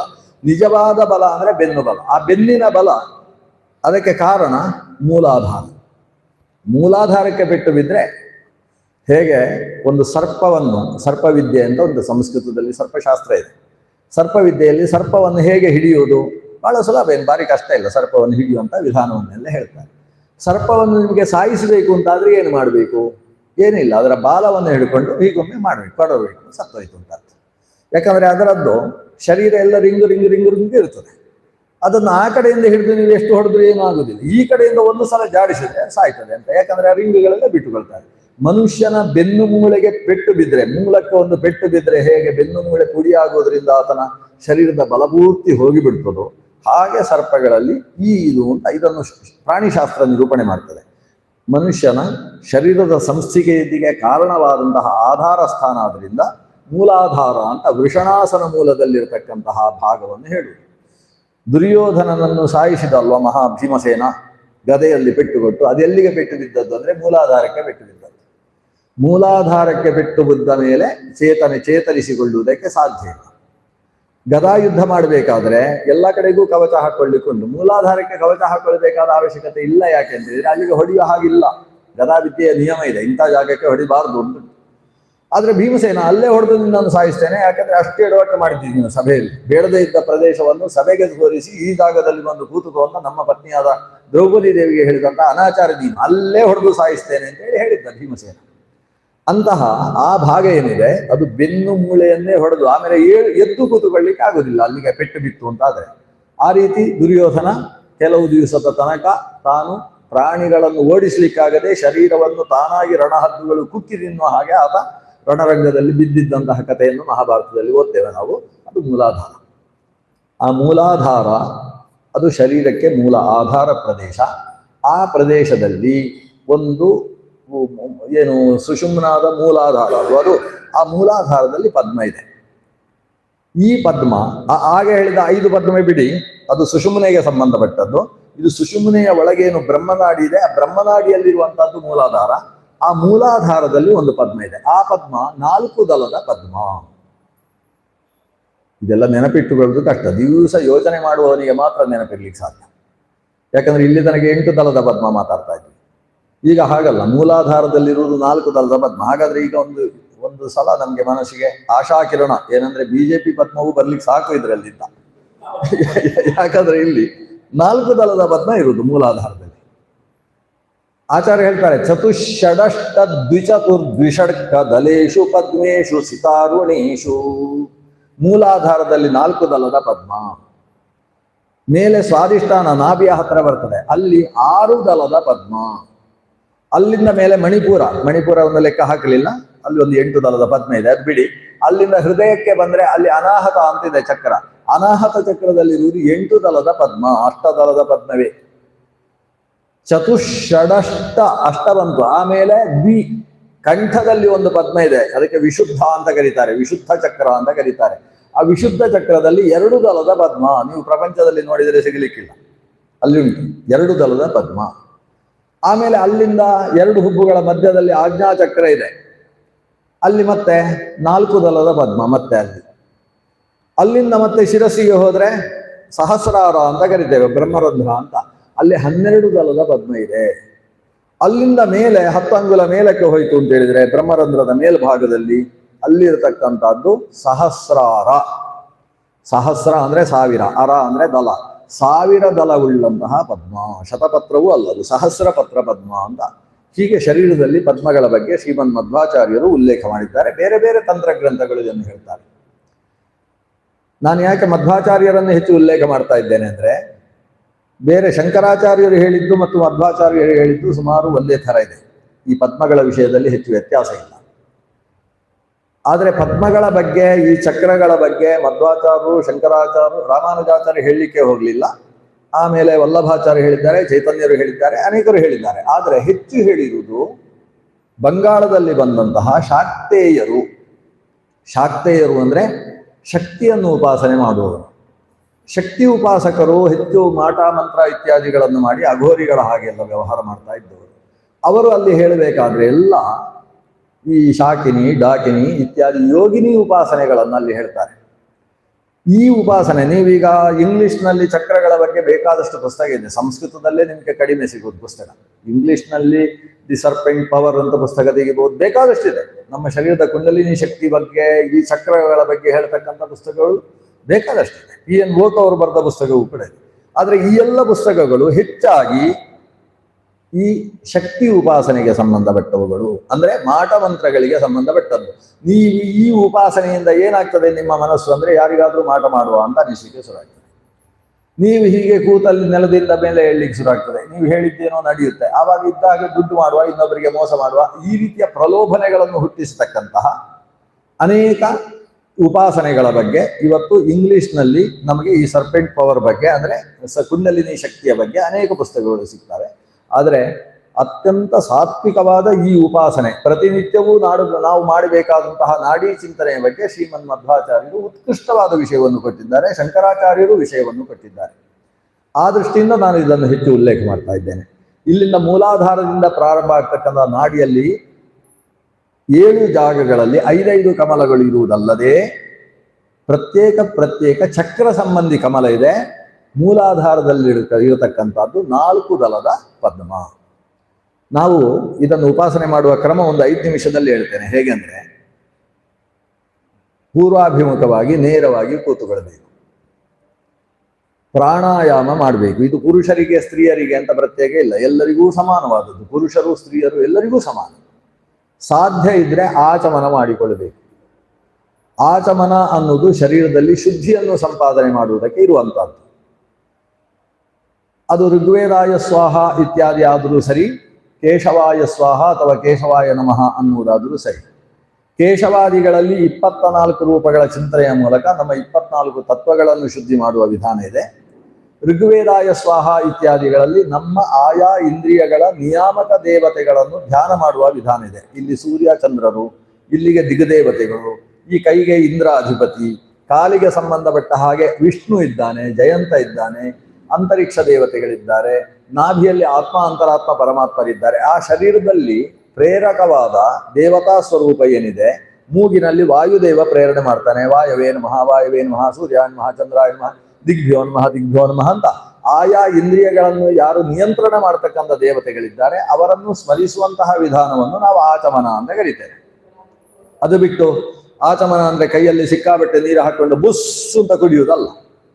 ಆಚಮನ ಅನ್ನೋದು ಒಳಗಿದ್ದಂತಹ ನಮ್ಮಲ್ಲಿ ಒಳಗೆ ಏನು ಒಂದು ಆಮ್ಲ ಶಕ್ತಿ ಇದೆ ಅಲ್ವಾ, ಒಳಗಿರುವ ಆಮ್ಲ ಶಕ್ತಿ, ಆಮ್ಲ ಅಂದ್ರೆ ಏನ್ ಕರಿಬೇಕು, ಸಿಟ್ರಿಕ್ ಆಮ್ಲ ಇತ್ಯಾದಿ ಶರೀರದ ಒಳಗಿದೆ, ಮೇದೋಜೀರಕದಲ್ಲೆಲ್ಲ ಇರುವಂತಹ ಶಕ್ತಿಗಳು. ಅವುಗಳು ಒಂದು ಸಲ ಉದ್ಬುದ್ದಾಗುವುದಕ್ಕೆ ಸ್ವಲ್ಪ ನೀರು ಹಾಕ್ಬೇಕು. ಆಸಿಡಿಗೆ ನೀರು ಬಿದ್ದು ಕೂಡಲೇ ಭರ್ರ ಬೆಂಕಿ ಹತ್ತುತ್ತಲ್ವ, ಹಾಗೆ ನಮ್ಮ ಒಳಗಿರುವ ಆಮ್ಲಕ್ಕೆ ಸ್ವಲ್ಪ ನೀರು ಹಾಕ್ಬೇಕು. ಬೆಂಕಿಗೆ ಸ್ವಲ್ಪ ನೀರು ಹಾಕಿದ್ರೆ ಚೆನ್ನಾಗಿ ಅದು ಪ್ರಜ್ವಲಿಸ್ತದೆ, ಜಾಸ್ತಿ ನೀರು ಹಾಕಿದ್ರೆ ಆರಿ ಹೋಗ್ತದೆ.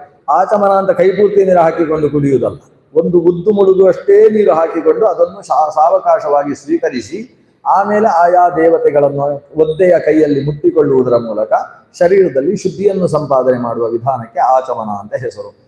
ಶಾಂತವಾಗಿ ಆಚಮನವನ್ನು ನಡೆಸಿ ಪ್ರಾಣಾಯಾಮವನ್ನು ಮಾಡಿಕೊಂಡು, ಅದು ಹೇಗೆ ಏನು ಅಂತ ನಾನು ಇಲ್ಲಿ ಹೇಳುವುದಿಲ್ಲ, ನಿಮಗೆಲ್ಲ ಗೊತ್ತಿದೆ. ಪ್ರಾಣಾಯಾಮ ಮಾಡಿಕೊಂಡು ನೇರವಾಗಿ ಕುಳಿತು ಬ್ರಹ್ಮನಾಡಿ ಕ್ರಮೇಣ ಅಂತ ನಾನು ಆರಂಭದಲ್ಲಿ ಏನು ಹೇಳಿದೆ ಹಾಗೆ ನೇರವಾಗಿ ಕುಳಿತುಕೊಂಡು ತಾನು ಒಳಗೆ ತನ್ನ ಇಂದ್ರಿಯಗಳನ್ನು ಸೇರಿಸಿಕೊಳ್ಳುವುದಕ್ಕೆ ಪ್ರಯತ್ನಿಸಬೇಕು. ಯಾಕಂದ್ರೆ ಎಲ್ಲ ಇಂದ್ರಿಯಗಳು ಕೂಡ ಹೊರಮುಖವಾಗಿ ಸಿದ್ಧವಾಗಿರ್ತವೆ. ಕಿವಿ ಹೊರಗಿನಿಂದ ಏನಾದರೂ ಕೇಳುವುದಕ್ಕೆ ಸಿದ್ಧವಾಗಿರ್ತದೆ, ಕಣ್ಣು ಹೊರಗಿನಿಂದ ನೋಡುವುದಕ್ಕೆ ಸಿದ್ಧವಾಗಿರ್ತದೆ, ಒಳಗೆ ನೋಡುವುದು ಅದಕ್ಕೆ ಅಭ್ಯಾಸ ಇಲ್ಲ. ಆ ಅಭ್ಯಾಸವನ್ನು ಮಾಡಬೇಕು. ಇದಕ್ಕೆ ಆವೃತ್ತ ಚಕ್ಷುಸ್ತ್ವ ಅಂತ ಹೆಸರು, ಇಂದ್ರಿಯ ನಿಗ್ರಹ ಅಂತ ಹೆಸರು. ಇಂದ್ರಿಯಗಳನ್ನು ಅಂತರ್ಮುಖವಾಗಿಸಿಕೊಳ್ಳುವುದು ಅಂದ್ರೆ ಹೊರಗೆ ಏನು ಯೋಚನೆ ಮಾಡ್ತದೆ ಪ್ರತಿಯೊಂದು ಕೂಡ ಅದನ್ನು ಅಂತರ್ಮುಖವಾಗಿಸುವುದು, ಒಳಗಿದ್ದನ್ನು ಕೇಳಬೇಕು ಅಂತ ಬಯಸುವುದು. ಒಳಗಿಂದ ಕೇಳಲಿಕ್ಕೇನಿದೆ, ಒಳಗಿನಿಂದ ಕೇಳುವ ಶಬ್ದ ತುಂಬಾ ಆನಂದ ಕೊಡ್ತದೆ, ಅದಕ್ಕೆ ಅನಾಹತ ಧ್ವನಿ ಅಂತ ಹೆಸರು. ನಾನು ಹೃದಯವನ್ನು ಅನಾಹತ ಚಕ್ರ ಅಂತ ಕರೆದೆ. ಯಾಕೆ ಹೃದಯಕ್ಕೆ ಅನಾಹತ ಚಕ್ರ ಅಂತ ಹೆಸರು ಅಂದ್ರೆ ಅಲ್ಲಿ ಒಂದು ಧ್ವನಿ ಕೇಳಿಸುತ್ತೆ, ಅದು ಆಹತ ಧ್ವನಿ ಅಲ್ಲ, ಅದು ಅನಾಹತ ಧ್ವನಿ, ಕಂಪನಾತೀತ ಧ್ವನಿ ಅಂತ ನೀವು ಕರಿಬಹುದು. ಅದು ಅನಾಹತ ಧ್ವನಿ. ಹೀಗೆ ಹೊಡೆದಾಗ ಉಂಟಾಗುವ, ಸಂಸ್ಕೃತದಲ್ಲಿ ಆಹತ ಅಂದ್ರೆ ಹೊಡೆಯುವುದು, ಹೊಡೆದಾಗ ಬರುವ ಶಬ್ದ ಅದು ಆಹತ ಧ್ವನಿ. ಹೊಡೆಯದೇ ಬರತಕ್ಕಂತಹ ಕಂಪನಾತೀತವಾದ ಶಬ್ದ ಅದು ಅನಾಹತ ಧ್ವನಿ. ನಾವು ಒಳಗಿಂದ ಶಬ್ದ ಕೇಳುವುದಕ್ಕೆ ಅಭ್ಯಾಸ ಮಾಡಿದ್ರೆ ಆಮೇಲೆ ಹೊರಗಿನ ಶಬ್ದ ಕೇಳಲಿಕ್ಕೆ ಅಷ್ಟು ಇಷ್ಟ ಆಗುದಿಲ್ಲ. ಅದಕ್ಕೆ ನೀವು ಅಭ್ಯಾಸ ಮಾಡಬೇಡಿ ಅಂತ ಹೇಳೋದು. ಒಳಗಿದ್ದು ಕೇಳಲಿಕ್ಕೆ ಅಭ್ಯಾಸ ಮಾಡಿದ್ರೆ, ಉದಾಹರಣೆಗೆ ಯೋಗಶಾಸ್ತ್ರ ಏನು ಹೇಳ್ತದೆ ಅಂದ್ರೆ, ಇಲ್ಲಿ ಕಿಬ್ಬಿವಿ ಅಂತಿದೆ, ಅಂದ್ರೆ ಚಿಕ್ಕ ಕಿವಿ ಇದೆ, ಅದನ್ನು ಅಂಗುಷ್ಟದಿಂದ ಹೀಗೆ ಕಿವಿಯನ್ನು ಹೀಗೆ ಮುಚ್ಚಿಕೊಳ್ಬೇಕು. ಕಿಬ್ಬಿಯ ಮೂಲಕ ಕಿವಿಯನ್ನು ಮುಚ್ಚಿಕೊಳ್ಬೇಕು. ಈಗ ಮುಚ್ಚಿಕೊಳ್ಬೇಡಿ, ಮುಚ್ಚಿಕೊಳ್ಬೇಕು. ಮುಚ್ಚಿಕೊಂಡಾಗ ನಮ್ಮ ಹೊರಗಿನ ಶಬ್ದ ಕ್ಷೀಣ ಆಗ್ತದೆ. ಆಗ ಒಳಗಿದ್ದು ಏನಾದರೂ ಕೇಳಿಸುತ್ತೋ ಅಂತ ನೀವು ಮನಸ್ಸು ಒಳಗೆ ಹಾಕಬೇಕು.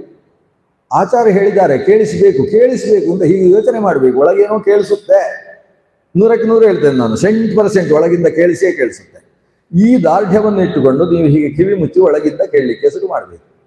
ಕೇಳ್ತಾ ಹೋದ್ರೆ ಕೆಲವು ಸಲ ಬೆಚ್ಚಿ ಬೀಳುವ ಹಾಗೆ ಕೇಳಿಸ್ತದೆ.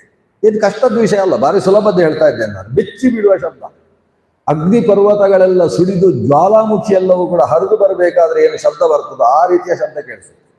ಅಥವಾ ಯಕ್ಷಗಾನದಲ್ಲಿ ಚೆಂಡೆ, ಮದ್ದಳೆ, ತಾಳ ಎಲ್ಲ ಒಟ್ಟಿಗೆ ಗಣಿತ ಹೊಡೆಯುವುದಕ್ಕೆ ಶುರು ಮಾಡಿದ್ರೆ ಏನು ಶಬ್ದವೋ ಆ ರೀತಿಯ ಶಬ್ದ ಒಳಗಿಂದ ಕೇಳಿಸ್ಲಿಕ್ಕೆ ಶುರು ಆಗ್ತದೆ, ಬಿಚ್ಚಿ ಬೀಳುವ ಶಬ್ದಗಳು.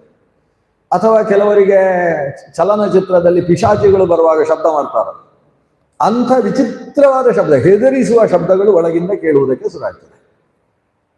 ಹೆದರ್ಕೋಬಾರ್ದು, ಶಾಂತವಾಗಿ ನನ್ನ ಒಳಗಿದ್ದೇ, ಅದು ಎಲ್ಲಿದ್ದೋ ಹೊರಗಿದ್ದು ಕೇಳಿಸ್ತಾ ಇರುವುದಲ್ಲ, ನಂದೇ. ನನ್ನ ಒಳಗಿದ್ದನ್ನು ಕೇಳುವುದಕ್ಕೆ ನಾನೇನು ಯಾಕೆ ಹೆದರ್ಕೋಬೇಕು ಅಂತ ಧೈರ್ಯ ಮಾಡಬೇಕು.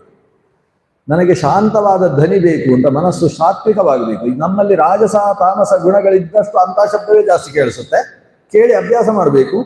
ಇಲ್ಲ ಇಲ್ಲ ಅಂತ ಒಳಗಿಂದ ಮತ್ತೆ ಒಳ್ಳೆಯ ಶಬ್ದ ಕೇಳುವುದಕ್ಕೆ ಮತ್ತೆ ಒಳಗಿಂದ ಒಳ್ಳೆಯದ್ದು ಇದೆ ಅಂತ ದಾರ್ಢ್ಯದಿಂದ ಒಳಗೆ ನುಗ್ಗಬೇಕು. ಹಾಗೆ ನೀವು ಕೇಳಲಿಕ್ಕೆ ಶುರು ಮಾಡಿದಾಗ ಇದೆಲ್ಲ ಮೆಲ್ಲನೆ, ಹೇಗೆ ಒಂದು ಕಲ್ಲು ಹಾಕಿದಾಗ ಸರೋವರದಲ್ಲಿ ಅಲೆಗಳು ಫಳ ಫಳ ಅಂತ ಎದ್ದು ಮೆಲ್ಲನೆ ನಿಧಾನ ಆಗ್ತಾ ಹೋಗುತ್ತೋ ಹಾಗೆ ನಿಮ್ಮ ಒಳಗಿನ ಧ್ವನಿ ಕ್ಷೀಣ ಧ್ವನಿ ಆಗ್ತಾ ಬರ್ತದೆ.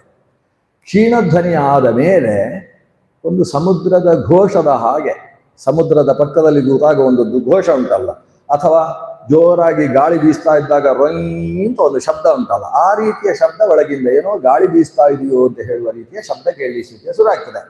ಅದೂ ಇನ್ನೂ ಕ್ಷೀಣವಾಗಿ ಕೇಳುವಷ್ಟು ನೀವು ಸಾಧನೆ ಮಾಡಿದರೆ ಒಳಗಿಂದ ಓಂಕಾರನಾದ ಕೇಳಿಸುತ್ತೆ.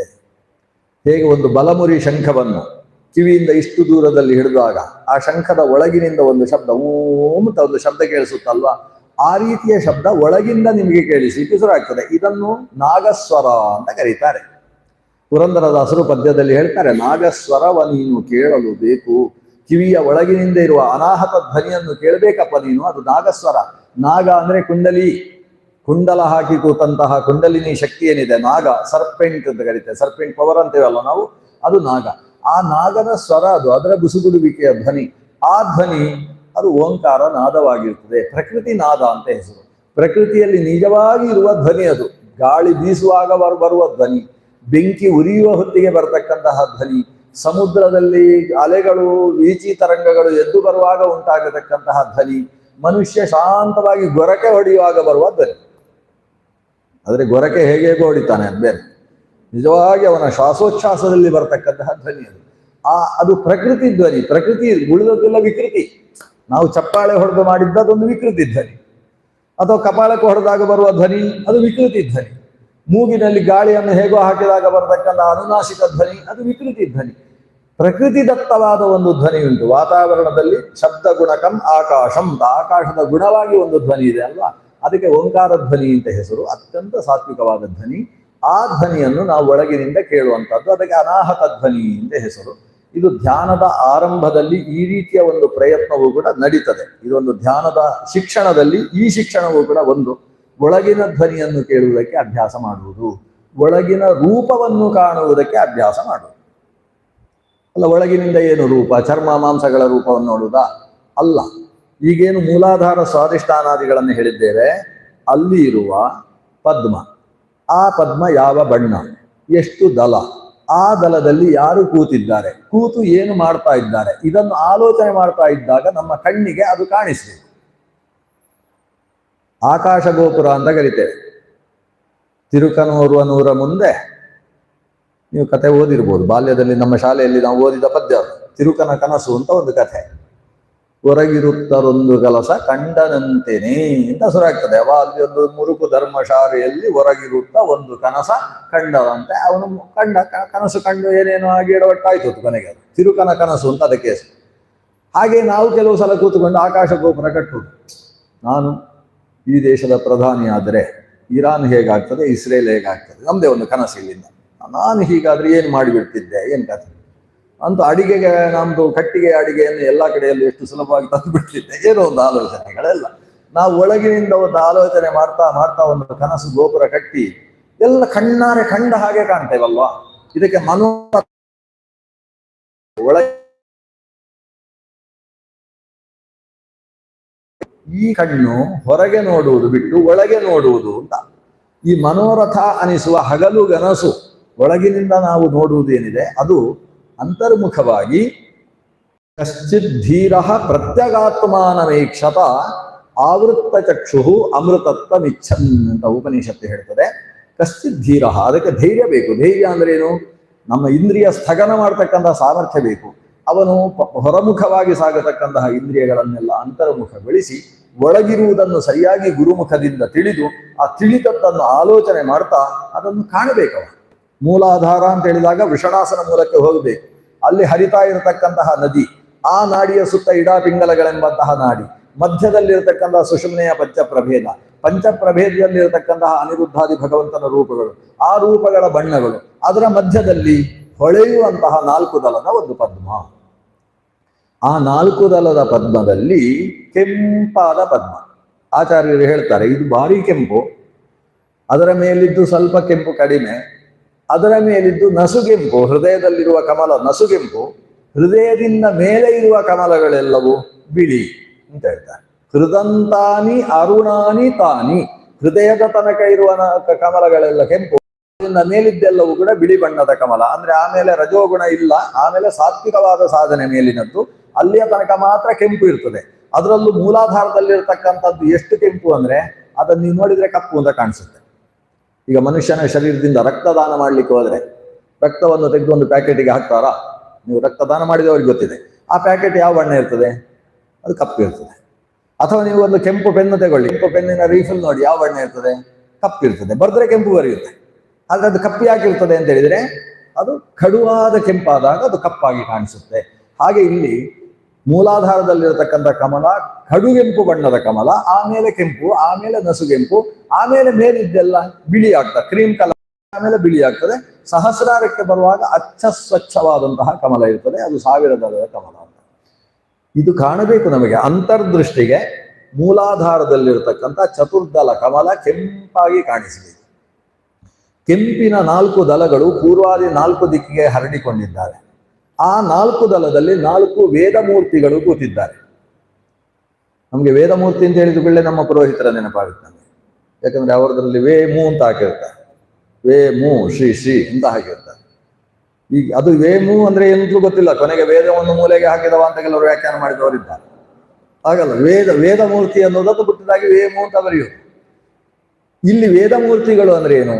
ಋಗ್ವೇದ, ಯಜುರ್ವೇದ, ಸಾಮವೇದ, ಅಥರ್ವ ವೇದ. ಈ 4 ವೇದಗಳೇ ಮೂರ್ತಿ ಎತ್ತು ಕುಳಿತಾಗ ಅದು ಸ್ತ್ರೀ ಸ್ವರೂಪಗಳಾಗಿರ್ತವೆ. ವೇದ ಮಾತೆಯರು ಅಂತ ಕರೀತಾರೆ. 4 ದಳದಲ್ಲಿ 4 ವೇದ ಮಾತೆಯರು ಕೂತು, ವೇದ ಮೂರ್ತಿಗಳು ಕೂತು ಈ ಕಮಲದ ಮಧ್ಯಭಾಗದ ಕಿಂಜಲ್ಕ ಉಂಟು. ಕಿಂಜಲ್ಕ ಅಂತ ಹೇಳಿದ್ರೇನು? ಅದರದ್ದು ಕುಸುಮ, ಮಧ್ಯದಲ್ಲಿ ಬರ್ತಕ್ಕಂಥ ಕಮಲದ ಕುಸುಮ. ಅದನ್ನು ಹೀಗೆ ನೀವು ಮುಟ್ಟಿದ್ರೆ ಕೈಯಲ್ಲಿ ಅರಿಶಿಣ ಬಣ್ಣ ಹತ್ತುತ್ತೆ. ಅದು ಪರಾಗ ಅಂತ ಕರೀತಾರೆ. ಪರಾಗ ಸ್ಪರ್ಶ ಯಾವ ಭಾಗದಲ್ಲಿ ಆಗ್ತದೋ ಆ ಕಮಲದ ಮಧ್ಯಭಾಗವನ್ನು ಕುಸುಮ, ಅದನ್ನು ಕಿಂಜಲ್ಕ ಅಂತ ಸಂಸ್ಕೃತದಲ್ಲಿ ಕರಿತೇವೆ. ಆ ಮಧ್ಯದಲ್ಲಿರುವ ಕಿಂಜಲ್ಕದ ಭಾಗದಲ್ಲಿ ಭಗವಂತನ ರೂಪ ಇದೆ. ಅದು ಅನಿರುದ್ಧ ಅಂತ ಹೇಳುವ ಭಗವಂತನ ರೂಪ. ಆ ಅನಿರುದ್ಧ ರೂಪವನ್ನು ಈ 4 ವೇದ ಮಾತೆಯರು ತಮ್ಮ ವೈದಿಕವಾದ ಧ್ವನಿಗಳಿಂದ ಕೊಂಡಾಡ್ತಾ ಇದ್ದಾರೆ ಅಂತ ನಾವು ಮೂಲಾಧಾರದಲ್ಲಿ ದೇವರನ್ನು ಸ್ಮರಿಸಬೇಕು. ತುಂಬಾ ಕಷ್ಟ. ಬರೀ ಅನಿರುದ್ಧನನ್ನು ಸ್ಮರಿಸಿ ಅಂದ್ರೆ ಅನಿರುದ್ಧನ 4 ಕೈಯಲ್ಲಿ ಏನುಂಟು ಅಂತ ನಾನು ಹೇಳಿದ್ರೆ ನೀವು ಸ್ಮರಿಸಬಹುದು. ಆದರೆ ಅನಿರುದ್ಧನನ್ನು ವೇದ ಮಾತೆಯರು ಕೊಂಡಾಡ್ತಾರೆ ಅಂತ ಸ್ಮರಿಸಬೇಕು. ನಾನು ಕೊಂಡಾಡುವುದು ಸುಲಭ, ಅವರು ಕೊಂಡಾಡ್ತಾರೆ ಅಂತ ನಮ್ಮ ಕೊಂಡಾಟ ತುಂಬಾ ಕಷ್ಟ. ಹೀಗೆ ಇಲ್ಲ, ವೇದ ಮಾತೆಯರು ಮಧ್ಯದಲ್ಲಿ ಕಿಂಜಲ್ಕದಲ್ಲಿ ಕುಳಿತಂತಹ ಭಗವಂತನ ಅನಿರುದ್ಧ ರೂಪವನ್ನು ತಾವು ತಮ್ಮ ವೇದದ ಶಬ್ದ ರಾಶಿಗಳಿಂದ ಕೊಂಡಾಡ್ತಾ ಇದ್ದಾರೆ ಅಂತ ನಾವು ಒಳಗಿಂದ ಕಾಣುವುದುಂಟಲ್ಲ, ಇದಕ್ಕೆ ಅಂತರ್ದೃಷ್ಟಿ ಅಥವಾ ಅಂತರ್ದರ್ಶನ ಅಂತ ಹೆಸರು. ಇದನ್ನೇ ಧ್ಯಾನ ಅಂತ ಕರೆಯುವುದು. ಒಳಗಿನಿಂದ ಕಾಣುವುದು ಈ ಕಣ್ಣಿನಿಂದ ಅಲ್ಲ, ಒಳಗಿನಿಂದ ಕಾಣುವುದು ಮನಸ್ಸೆಂಬ ಕಣ್ಣಿನಿಂದ. ಅದಕ್ಕೆ ಒಳಗಣ್ಣು ಅಥವಾ ತಿಳಿಗಣ್ಣು ಅಂತ ಹೆಸರು. ಇದು ಕಣ್ಣಾದ್ರೆ ಅದು ತಿಳಿಗಣ್ಣು ಅಥವಾ ಒಳಗಣ್ಣು. ಈ ತಿಳಿವಿನ ಕಣ್ಣೇನಿದೆ, ಜ್ಞಾನಚಕ್ಷುಸ್ಸಿದೆ, ಆ ಜ್ಞಾನಚಕ್ಷುಸ್ಸಿನ ಮೂಲಕ ಅಥವಾ ಅಂತಃಕರಣದ ಮೂಲಕವಾಗಿ ಅಲ್ಲಿ ನಾವು ಕಾಣತಕ್ಕಂಥದ್ದನ್ನು ಧ್ಯಾನ ಅಂತ ಕರಿತೇವೆ. ಇದು ಪ್ರತಿನಿತ್ಯವೂ ಮಾಡಬೇಕಂತೆ. ಹೇಗೆ ಅಂದ್ರೆ ನಾವು ಶಾಲಗ್ರಾಮದಲ್ಲಿ ದೇವರಿಗೆ ಪೂಜೆಯನ್ನು ಮಾಡಬೇಕಾದ್ರೆ ಅಥವಾ ತುಳಸಿ ಅಥವಾ ಹೊಸ್ತಿಲಲ್ಲಿ ದೇವಿಯನ್ನು ಆರಾಧನೆ ಮಾಡಬೇಕಾದ್ರೆ ಮುಂಚೆ ಒಳಗಿನಿಂದ ಒಂದಿಷ್ಟು ಯಾಗ ಮಾಡಿ ಆಮೇಲೆ ಈ ಹೊರಗಿನ ಪೂಜೆ ಮಾಡಬೇಕಂತೆ. ಅಂತರ್ಯಾಗಂ ಪುರಃಕೃತ್ವ ಬಹಿರ್ಯಾಗಂ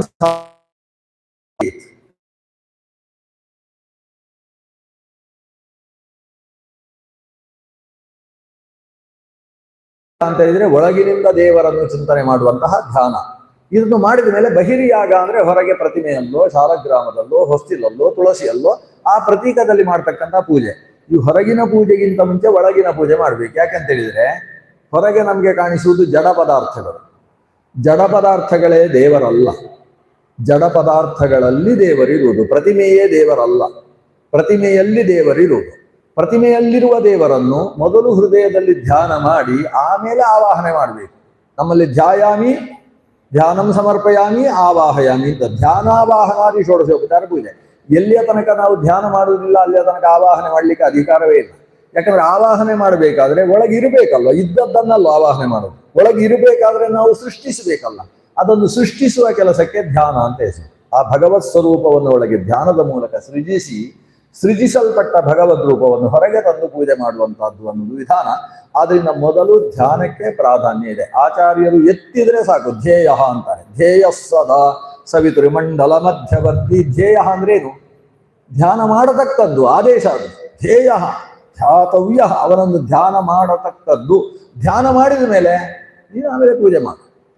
ಎಲ್ಲ ಕಡೆ ಚಿಂತ್ಯಂ ಅಂತಾರೆ, ಚಿಂತ ಧ್ಯಾಯೇತ್ ಧರಿನ ಮಣಿನಿಭಂ ಜಗದೇಕವನ್ಯಂ, ಧ್ಯಾಯೇತ್ ಅಂತಾರೆ, ಧ್ಯಾನ ಮಾಡತಕ್ಕದ್ದು. ಅಂದ್ರೆ ಧ್ಯಾನಕ್ಕೆ ಅಷ್ಟು ಮಹತ್ವ ಇದೆ. ಮೂಲಾಧಾರದಲ್ಲಿ ಚತುರ್ದಲ ಕಮಲದಲ್ಲಿ ಋಗಾದಿ 4 ದೇವತೆಗಳು ಅನಿರುದ್ಧ ಅನ್ನುವ ಭಗವಂತನ ಸ್ವರೂಪವನ್ನು ಉಪಾಸನೆ ಮಾಡ್ತಾ ಇದ್ದಾರೆ ಅಂತ ಚಿಂತನೆ ಮಾಡುವುದಕ್ಕೆ ಮೂಲಾಧಾರ ಚಿಂತನೆ ಅಂತ ಹೆಸರು. ಆ ಚಿಂತನೆ ಮಾಡ್ತಕ್ಕಂಥ ಕ್ರಮ ಹೇಗೆ? ಅಲ್ಲಿ ಕಮಲ ಮುಚ್ಚಿರ್ತದೆ, ಯಾವತ್ತೂ ಕಮಲ ಅರಳಿರುವುದಿಲ್ಲ, ಕಮಲ ಮೊಗ್ಗಾಗಿರುತ್ತದೆ. ಮೊಗ್ಗಾದ ಚತುರ್ದಲ ಕಮಲವನ್ನು ಅರಳಿಸಬೇಕು ಅಂತಾದರೆ ಸೂರ್ಯೋದಯ ಆಗಬೇಕು. ಕಮಲ ಅರಳುವುದು ಸೂರ್ಯೋದಯದಿಂದ, ನೇಗಿಲೆ ಅರಳುವುದು ಚಂದ್ರೋದಯದಿಂದ. ಕಮಲ ಅರಳುವುದಕ್ಕೆ ಸೂರ್ಯೋದಯ ಆಗೋದಕ್ಕೆ ಒಳಗೆ ಸೂರ್ಯ ಎಲ್ಲಿದ್ದಾನೆ? ಹೃದಯದಲ್ಲಿ ಸೂರ್ಯಮಂಡಲ ಇದೆ ನೋಡಿ. ಬ್ರಹ್ಮಾಂಡವೆಲ್ಲ ನಮ್ಮ ಪಿಂಡಾಂಡದಲ್ಲಿ ಇದೆ. ಈ ಶರೀರಕ್ಕೆ ಪಿಂಡಾಂಡ ಅಂತ ಹೆಸರು. ಈ ಪಿಂಡ ಗಿಂಡ ಅಂತ ಆ ಶಬ್ದ ಅಲ್ಲ, ಇದು ಶರೀರಕ್ಕೆ ಪಿಂಡಾಂಡ ಅಂತ ಹೆಸರು. ಪಿಂಡಾಂಡದಲ್ಲಿ ಬ್ರಹ್ಮಾಂಡದ ಚಿಂತನೆ ಬೇಕು. ಪಿಂಡಾಂಡದೊಳಗೆ ಬ್ರಹ್ಮಾಂಡವ ಚಿಂತಿಸದೆ ಕಾಣದೆ. ಮುಂದೊಂದು ಶಬ್ದ ಉಂಟು, ಪುರಂದರದಾಸ ಹೇಳಿದ್ದು, ಹೇಳ್ಬೋದು, ಅವರು ಹೇಳಿದ್ದಲ್ಲ. ಅವರು ಮುಂದೆಯರಾದರೂ ಪಂಡಿತರಿಲ್ಲರು, ಕುಂಡಲಿ ಶಯನನ ಪದ ಪುಂಡರೀಕದೊಳು ಕಂಡು ಭಜಿಸದೆ ಅಂತ ಪದ್ಯ ಶುರು ಮಾಡ್ತಾರೆ. ಮುಂದೆಯರಾದರು ಅಂದ್ರೆ ಏನು? ಗಂಡನ ಬಗ್ಗೆ ಪ್ರಜ್ಞೆ ಇಲ್ಲದೆ ಇದ್ದ ಹೆಣ್ಣು ಮಗಳು ಅಂತ ಅರ್ಥ. ಪಂಡಿತರೆಲ್ಲ ಮುಂದೆಯರಾದ್ರು. ಯಾಕೆ? ಈ ಪಿಂಡಾಂಡದೊಳಗಿರುವ ಗಂಡನನ್ನು ಕಾಣಲಿಲ್ಲ ಅಲ್ವ ಅವರು ಅಂತ. ಅಂದ್ರೆ ಶರೀರದ ಒಳಗೆ ಬ್ರಹ್ಮಾಂಡದ ಗಂಡ ಅಂದ್ರೆ ಬ್ರಹ್ಮಾಂಡದ ಒಳೆಯ ಅವ ಶರೀರದ ಒಳಗಿದ್ದಾನೆ. ಬ್ರಹ್ಮಾಂಡದಲ್ಲಿ ಏನೆಲ್ಲ ಚಿಂತನೀಯವಾದ ವಿಷಯ ಇದೆಯೋ ಅವೆಲ್ಲವೂ ಈ ಪಿಂಡಾಂಡದಲ್ಲಿ ಚಿಂತನೀಯ. ನಿಮ್ಗೆ ಒಂದು ಉದಾಹರಣೆ ಕೊಡ್ತೇನೆ. ನಾವು ಬೆಳಗ್ಗೆದ್ದು ದೇವರನ್ನು ಸ್ತೋತ್ರ ಮಾಡುವಾಗ 7 ನಾರಾಯಣನೇ 7 ಲಕುಮಿ ರಮಣ ಅಂತ ಪದ್ಯ ಹೇಳಿ 7 ಸಮುದ್ರ ಮಥನವ ಮಾಡು ಅಂತ ಪದ್ಯ ಬಹುಶಃ ನಿಮ್ಗೆಲ್ಲ ಇರಬೇಕು. ನಮ್ಮ ವಿದ್ಯಾಭೂಷಣರು ಹೇಳಿದ ಪದ್ಯ ಎಲ್ಲ ಕಡೆ ಕೇಳಿಸ್ತಾ ಇರ್ತದೆ. 7 ಸಮುದ್ರ ಮಥನವ ಮಾಡು, ಏನಿದು? 7 ಲಕುಮಿ ರಮಣ ಅಂತ ಹೇಳುದು, 7 ಸಮುದ್ರ ಮಥನ. ದಿವಸ ಸಮುದ್ರ ಮಥನ ಮಾಡುವುದೇ ದೇವರಿಗೆ ಅಥವಾ 7 ಸಮುದ್ರ ಮಥನ ಮಾಡು. ಅದು 7 ಸಮುದ್ರ ಮಥನವ ಮಾಡು, ಒಂದು ಸಮುದ್ರ ಮಥನ ಅಲ್ಲ, 7 ಸಮುದ್ರ ಮಥನವ ಮಾಡ್ಬೇಕಂತೆ. ಅವನಿಗೆ ಬೆಳಗ್ಗೆ ಎದ್ದು ಹೇಳುವುದು 7 ಸಮುದ್ರ ಮಥನ ಮಾಡು. ಯಾವುದು 7 ಸಮುದ್ರ ಅಂದ್ರೆ ಇದೇ 7 ಸಮುದ್ರ. ಮೂಲಾಧಾರ ಸ್ವಾಧಿಷ್ಠಾನದಿಂದ ಹಿಡ್ಕೊಂಡು ಶಿರಸ್ಸಿನ ತನಕ 7 ಸಮುದ್ರ ಮಥನ ಮಾಡ್ಬೇಕು. ನಮ್ಮ ಶರೀರದಲ್ಲಿ 7 ಸಮುದ್ರ ಇದೆ. ಬ್ರಹ್ಮಾಂಡದಲ್ಲಿ ಹೇಗೆ 7 ಸಮುದ್ರಗಳಿದ್ದಾವೋ ಹಾಗೆ ಶರೀರದಲ್ಲಿ 7 ಸಮುದ್ರಗಳು ಯಾವುದು ಅಂದ್ರೆ ಮೂಲಾಧಾರ ಅನ್ನುವುದೇ ಲವಣ ಸಮುದ್ರ, ಸ್ವಾಧಿಷ್ಠಾನ ಅನ್ನುವುದೇ ಇಕ್ಷುರಸೋದ, ಕಬ್ಬಿನ ಹಾಲಿನ ಸಮುದ್ರ ಅಂತ ಏನು ಕರೀತಾರೆ, ಅದು ಇಕ್ಷುರಸೋದ ಸಮುದ್ರ. ಅದರ ಮೇಲೆ ಇರತಕ್ಕಂಥ ಮಣಿಪುರಕ ಉಂಟಲ್ವಾ, ಅದು ಭಯಾನಕವಾದ ಸಮುದ್ರ, ಅದಕ್ಕೆ ಸುರಾ ಸಮುದ್ರ ಅಂತ ಹೆಸರು. ಅದರಲ್ಲಿ ಸ್ವಲ್ಪ ಈಜಾಡಿದರೆ ತಲೆ ತಿರುಗುತ್ತೆ. ಆಮೇಲೆ ರಸ್ತೆಯಲ್ಲಿ ಹೋಗುವಾಗ ಉಳಿದವರು ಜಾಗೃತೆಯಾಗಿ ಹೋಗ್ಬೇಕು. ಯಾಕಂದ್ರೆ ಅದು ಸುರಾ ಸಮುದ್ರ. ಅದಕ್ಕೋಸ್ಕರ ಏನು ಹೇಳಿದ್ರು ಅಂದ್ರೆ, ಇರುವುದು 7 ಚಕ್ರಗಳು, ನೀನು ಉಪಾಸನೆ ಮಾಡುವುದು 6 ಚಕ್ರದಲ್ಲಿ, 7 ಚಕ್ರದಲ್ಲ. ಷಟ್ಚಕ್ರ ಚಿಂತನೆ ಅಂತ ಇದಕ್ಕೆ ಹೆಸರು. ಅಲ್ಲಿ ಹಾಕ್ಲಿಲ್ಲ, ನಾನು ಬದುಕಿದ್ದು ಅದರಿಂದ. ಇರುವುದು 7 ಚಕ್ರ ಚಿಂತನೆ ಅಂತ ಇರುವುದಲ್ಲ. ಇರುವುದು ಹೇಗೆ? ಷಟ್ಚಕ್ರ ಚಿಂತನೆ ಅಂದ್ರೆ 6 ಚಕ್ರಗಳ ಚಿಂತನೆ ಅಂತಿರೋದು. ಯಾಕೆ? ಒಂದು ಚಕ್ರ ಬಿಡ್ಲಿಕ್ಕುಂಡು. ಸುರಾ ಸಮುದ್ರದಲ್ಲಿ ಚಿಂತನೆ ಇಲ್ಲ. ಯಾಕಂದ್ರೆ ಸುರಾ ಸಮುದ್ರದಲ್ಲಿ ಚಿಂತನೆ ಮಾಡ್ತಾ ಇದ್ದ ಹಾಗೆ ಮೂಗಿಗೆ ವಾಸನ ಹೊಡಿಲಿಕ್ಕೆ ಶುರು ಆಗ್ತದೆ. ಅದು ಹೊಡಿತಾ ಇದ್ದ ಹಾಗೆ ಸ್ವಲ್ಪ ಒಳಗೆ ಆಮಲೆ ಇರ್ತದೆ. ಆಮಲೆ ಏರಿದ್ರೆ ಎಲ್ಲ ಚಿಂತನೆಯೂ ಬಿಟ್ಟು ಹೋಗ್ತದೆ. ಅದನ್ನ ಈ ಮಣಿಪೂರ ಚಕ್ರ ಏನಿದೆ, ವಸ್ತುತಃ ಏನಾಗಿದೆ ಅಂದ್ರೆ, ಪುರುಷನ ಶರೀರಕ್ಕೂ ಸ್ತ್ರೀಯ ಶರೀರಕ್ಕೂ ಅಂಗರಚನೆಯಲ್ಲಿ ಅನೇಕ ವ್ಯತ್ಯಾಸಗಳಿರುವುದರಿಂದ ಪುರುಷನ ಶರೀರದಲ್ಲಿ 7 ಚಕ್ರ ಇದೆ, ಸ್ತ್ರೀಯ ಶರೀರದಲ್ಲಿ ಷಟ್ಚಕ್ರಗಳೇ ಇರುವುದು. ಮಣಿಪೂರ ಅನ್ನುವ ಚಕ್ರ ಸ್ತ್ರೀಯ ಚಕ್ರದಲ್ಲಿ ಇಲ್ಲ. ಅಲ್ಲಿ ಗರ್ಭ ಬರ್ತದೆ, ಗರ್ಭಪೊರೆ ಬರ್ತದೆ. ಮಣಿಪೂರ ಚಕ್ರ ಇಲ್ಲ. ಮಣಿಪೂರ ಚಕ್ರ ಆಕೆಯಲ್ಲಿ ಇಲ್ಲ. ಆದ್ರಿಂದ ಆ ಚಿಂತನೆ ಪುರುಷನಿಗೂ ಇಲ್ಲ. ಅಂದ್ರೆ 7 ಚಕ್ರ ಇಲ್ಲ, ಷಟ್ಚಕ್ರ ಚಿಂತನೆ. ಆದ್ರೆ ಮಣಿಪೂರ ಅನ್ನುವ ಚಕ್ರ ಇದೆ, ಅದಕ್ಕೆ ಸಂಬಂಧಪಟ್ಟ ಭಗವಂತನ ರೂಪ ಇದೆ. ಆ ರೂಪವನ್ನು ಯೋಚನೆ ಮಾಡುವುದು, ಮುಂದಕ್ಕೆ ಹೋಗುವುದು. ಅಲ್ಲಿ ಧ್ಯಾನ ಮಾಡತಕ್ಕಂತಹ ವಿಧಾನ ಇಲ್ಲ. ಹೀಗೆ ಮೂಲಾಧಾರ ಸ್ವಾಧಿಷ್ಠಾನಾದಿ ಚಕ್ರಗಳೇನಿದ್ದಾವೆ ಅದರಲ್ಲಿ ಹೃದಯದ ತನಕದ ಕಮಲಗಳೆಲ್ಲವೂ ಕೂಡ ಕೆಂಪಾಗಿರುವುದು, ಮೇಲೆ ಇದ್ದದ್ದು ಬಿಳಿ. ಮುಚ್ಚಿದ್ದ ಕಮಲವನ್ನು ಅರಳಿಸುವುದಕ್ಕೆ ಒಳಗೆ ಸೂರ್ಯೋದಯದ ಚಿಂತನೆ ಮಾಡಬೇಕು. 2 ಕೆಲಸ ಇದೆ. ನಮ್ಮ ಹೃದಯದಲ್ಲಿ 3 ಮಂಡಲ ಇದೆ: ಅಗ್ನಿಮಂಡಲ, ಸೂರ್ಯಮಂಡಲ, ಚಂದ್ರಮಂಡಲ. ಇದು ಅನಾಹತ ಚಕ್ರದಲ್ಲಿರತಕ್ಕಂಥ 3 ಮಂಡಲಗಳು. ಈ ಒಳಗಿರುವ ಸೂರ್ಯಮಂಡಲ ಅದು ಬೆಳಕು ಬೀರ್ತಾ ಇರ್ತದೆ. ಅದನ್ನು ನಾವು ಒಳಗಿನಿಂದ ಚಿಂತನೆ ಮಾಡಬೇಕು. ಬೆಳಕು ಬೀರ್ತಾ ಇರುವ ಅಲ್ಲಿ ಮಂಡಲದ ಸನಿಹದಲ್ಲಿ ವಾಯುದೇವನನ್ನು ಆಲೋಚನೆ ಮಾಡಿ ವಾಯುದೇವನ ಹತ್ರ ಕೇಳಬೇಕು, ನನ್ನ ಮೂಲಾಧಾರದಲ್ಲಿರತಕ್ಕಂತಹ ಈ ಚಕ್ರವನ್ನು ನೀನು ಅರಳಿಸು ಸ್ವಾಮಿ ಅಂತ ಹೇಳಬೇಕು. ಆವಾಗ ಮೇಲಿನಿಂದ ಒಂದು ಗಾಳಿ ಕೆಳಕ್ಕೆ ಬೀಸುತ್ತೆ, ಅದು ನಮಗೆ ಅನುಭವಕ್ಕೆ ಬರಬೇಕು. ಒಳಗಿನಿಂದ ಬೀಸಿದ ಗಾಳಿಗೆ ಈ ಸೂರ್ಯನ ಬೆಳಕು ಸೇರಿಕೊಂಡು ಆ ಮೂಲಾಧಾರದಲ್ಲಿರತಕ್ಕಂತಹ ಚತುರ್ದಲ ಕಮಲ ಅರಳುತ್ತದೆ. ಅರಳಿದ ಕಮಲದ 4 ದಳದಲ್ಲಿ ನಮಗೆ ದೇವಿಯರು ಕಾಣಿಸುವುದು. ಆ ಋಗಾದಿ ಋಗ್ವೇದ, ಋಗು, ಯಜು, ಸಾಮ, ಅಥರ್ವ ಅಂತ ಹೇಳ್ತಕ್ಕಂತಹ ವೇದ ಮಾತೆಯರು ದೇವರನ್ನು ಅನಿರುದ್ಧನನ್ನು ಸ್ತುತಿಸುವುದು ಆವಾಗ ನಮಗೆ ಕಾಣಿಸುವುದು. ಅಂದ್ರೆ ಕಮಲ ಅರಳುವುದು ಇತ್ಯಾದಿಗಳೆಲ್ಲ ಒಳಭಾಗದ ಚಿಂತನೆ. ಈ ಚಿಂತನೆಯಲ್ಲಿ ಯಾರಿಗೆ ಸಿದ್ಧಿ ಉಂಟು ಅಂದ್ರೆ ಆಲೋಚನೆ ಮಾಡದೆ ಅದು ಕಾಣಿಸ್ಲಿಕ್ಕೆ ಶುರು ಆಗ್ತದೆ, ಅವನಿಗೆ ನಾಡಿ ಜ್ಞಾನ ಉಂಟಾಗ್ತದೆ. ನಾಡಿ ಜ್ಞಾನ ಉಂಟಾಗುವುದು ಅಂದ್ರೆ ಏನು?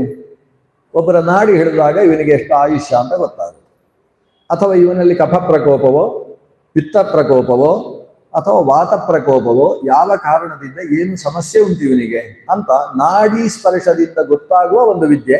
ಅದು ಈ ಮೂಲಾಧಾರದ ಸಾಧನೆಯಿಂದ ಪ್ರಾಪ್ತ ಆಗತಕ್ಕಂತಹ ವಿದ್ಯೆ. ಒಂದೊಂದರಿಂದ ಒಂದೊಂದು ಅವರಿಗೆ ಪ್ರಾಪ್ತಿ ಆಗ್ತಾ ಹೋಗುತ್ತೆ. ಅತಿಮಾನುಷವಾದ ಶಕ್ತಿಗಳ ಪ್ರಾಪ್ತಿ ಆಗ್ತದೆ. ಒಂದು ವಿಶೇಷ ಇದೆ, ಮನುಷ್ಯನ ಆರೋಗ್ಯಕ್ಕೆ ಮೂಲ ನಾಡಿ ಶುದ್ಧಿ. ಇದು ಗೊತ್ತಿರ್ತದೆ, ಎಲ್ರಿಗೂ ಗೊತ್ತಿರ್ತದೆ. ನಾಡಿ ಶುದ್ಧವಾಗಿದ್ದರೆ ಮನುಷ್ಯ ಆರೋಗ್ಯವಾಗಿರ್ತಾನೆ. ನಾಡಿ ಅಶುದ್ಧವಾದರೆ ಅನಾರೋಗ್ಯ ಉಂಟಾಗ್ತದೆ. ಅಶುದ್ಧವಾಗುವುದು ಕಫವಾದ ಪಿತ್ತಗಳಿಂದ, ದೋಷತ್ರಯದ ವೈಷಮ್ಯದಿಂದ ಉಂಟಾಗತಕ್ಕಂಥದ್ದು. ಈ ನಾಡಿ ಶುದ್ಧಿ ಉಂಟಲ್ಲ, ಅದು ಈ ಧ್ಯಾನದಿಂದ ಪ್ರಾಪ್ತಿ ಆಗ್ತದೆ. ಹಾಗಾಗಿ ಧ್ಯಾನ ಅನ್ನೋದು ಒಂದು ರೀತಿಯ ಔಷಧಿಯೂ ಹೌದು. ನಾಡಿ ಚಿಂತನೆ ಅಥವಾ ಷಟ್ಚಕ್ರ ಚಿಂತನೆ ಅನ್ನುವುದು ಮನುಷ್ಯನ ಆರೋಗ್ಯಕ್ಕೆ ಸಾಧಕವಾದಂತಹ ಔಷಧೋಪಾಯವೂ ಕೂಡ ಹೌದು. ಇದನ್ನು ಸತ್ವವ್ಯಪಾಶ್ರಯ ಅಂತ ಕರೀತಾರೆ ಆಯುರ್ವೇದದಲ್ಲಿ. ಇದು ಯಾವ ರೀತಿಯ ಚಿಕಿತ್ಸೆ? ಇದು ಸತ್ವವ್ಯಪಾಶ್ರಯ, ದೈವವ್ಯಪಾಶ್ರಯ, ಚಿಕಿತ್ಸಾ ವ್ಯಪಾಶ್ರಯ ಅಂತ 3 ರೀತಿಯ ಚಿಕಿತ್ಸೆಯನ್ನು ಆಯುರ್ವೇದ ಹೇಳ್ತದೆ. ಅದರಲ್ಲಿ ಧ್ಯಾನ, ನಾಡಿ ಚಿಂತನೆ ಅನ್ನುವುದು ಸತ್ವವ್ಯಪಾಶ್ರಯ ಅಂತ ಹೇಳ್ತಕ್ಕಂತಹ ಚಿಂತನೆಯ ಭಾಗದಲ್ಲಿ ಸೇರಿಕೊಳ್ತಕ್ಕಂಥದ್ದು. ಇದರಿಂದ ಎಷ್ಟೋ ರೋಗಗಳನ್ನು ನಾಶ ಮಾಡುವುದಕ್ಕೆ ಸಾಧ್ಯ ಆಗ್ತದೆ. ಯಾಕಂದ್ರೆ ನಾಡಿ, ಒಬ್ಬನ ಪುರುಷನ ಬಲನಾಡಿಯನ್ನು ಸ್ತ್ರೀಯ ಎಡನಾಡಿಯನ್ನು ಸ್ಪರ್ಶ ಮಾಡಿ ಅವರಿಗೆ ಏನು ರೋಗ ಸಮಸ್ಯೆ ಅನ್ನುವುದನ್ನು ಅರ್ಥ ಮಾಡಿಕೊಳ್ಳುವುದಕ್ಕೆ ಶಕ್ಯ, ಅಥವಾ ಅವನ ಸ್ವಭಾವವನ್ನು ಅರ್ಥ ಮಾಡಿಕೊಳ್ಳುವುದಕ್ಕೆ ಸಾಧ್ಯವಾಗ್ತದೆ. ಅದಕ್ಕೆಲ್ಲ ಮೂಲ ಕಾರಣ ಆತನ ಮೂಲಾಧಾರದ ಸಿದ್ಧಿಯನ್ನು ಆತ ಮಾಡಿಕೊಳ್ಳುವುದು, ಪ್ರತಿನಿತ್ಯ ಅದರ ಧ್ಯಾನವನ್ನು ಮಾಡ್ತಾ ಹೋಗತಕ್ಕಂಥದ್ದು. ಸರಿ, ಮೂಲಾಧಾರದಿಂದ ಮೇಲಕ್ಕೆ ಬರುವ. ಮೂಲಾಧಾರದಿಂದ ಸರಿಯಾಗಿ 8 ಅಂಗುಲದಷ್ಟು ಮೇಲಕ್ಕೆ ಬಂದಾಗ ನಾಭಿಗಿಂತ 4 ಅಂಗುಲ ಕೆಳಗಿನ ಭಾಗ ಬರ್ತದೆ. ಆ ಭಾಗದಲ್ಲಿ ಸುಷುಮ್ನಾ ನಾಡಿಯ ಮಧ್ಯಭಾಗದಲ್ಲಿ ಪಂಚಕಮಲಗಳಿದ್ದಾವೆ.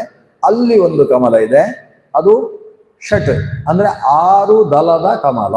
ಅದನ್ನು ಸ್ವಾಧಿಷ್ಠಾನ ಕಮಲ, ಸ್ವಾಧಿಷ್ಠಾನ ಚಕ್ರ ಅಂತ ಕರೀತಾರೆ.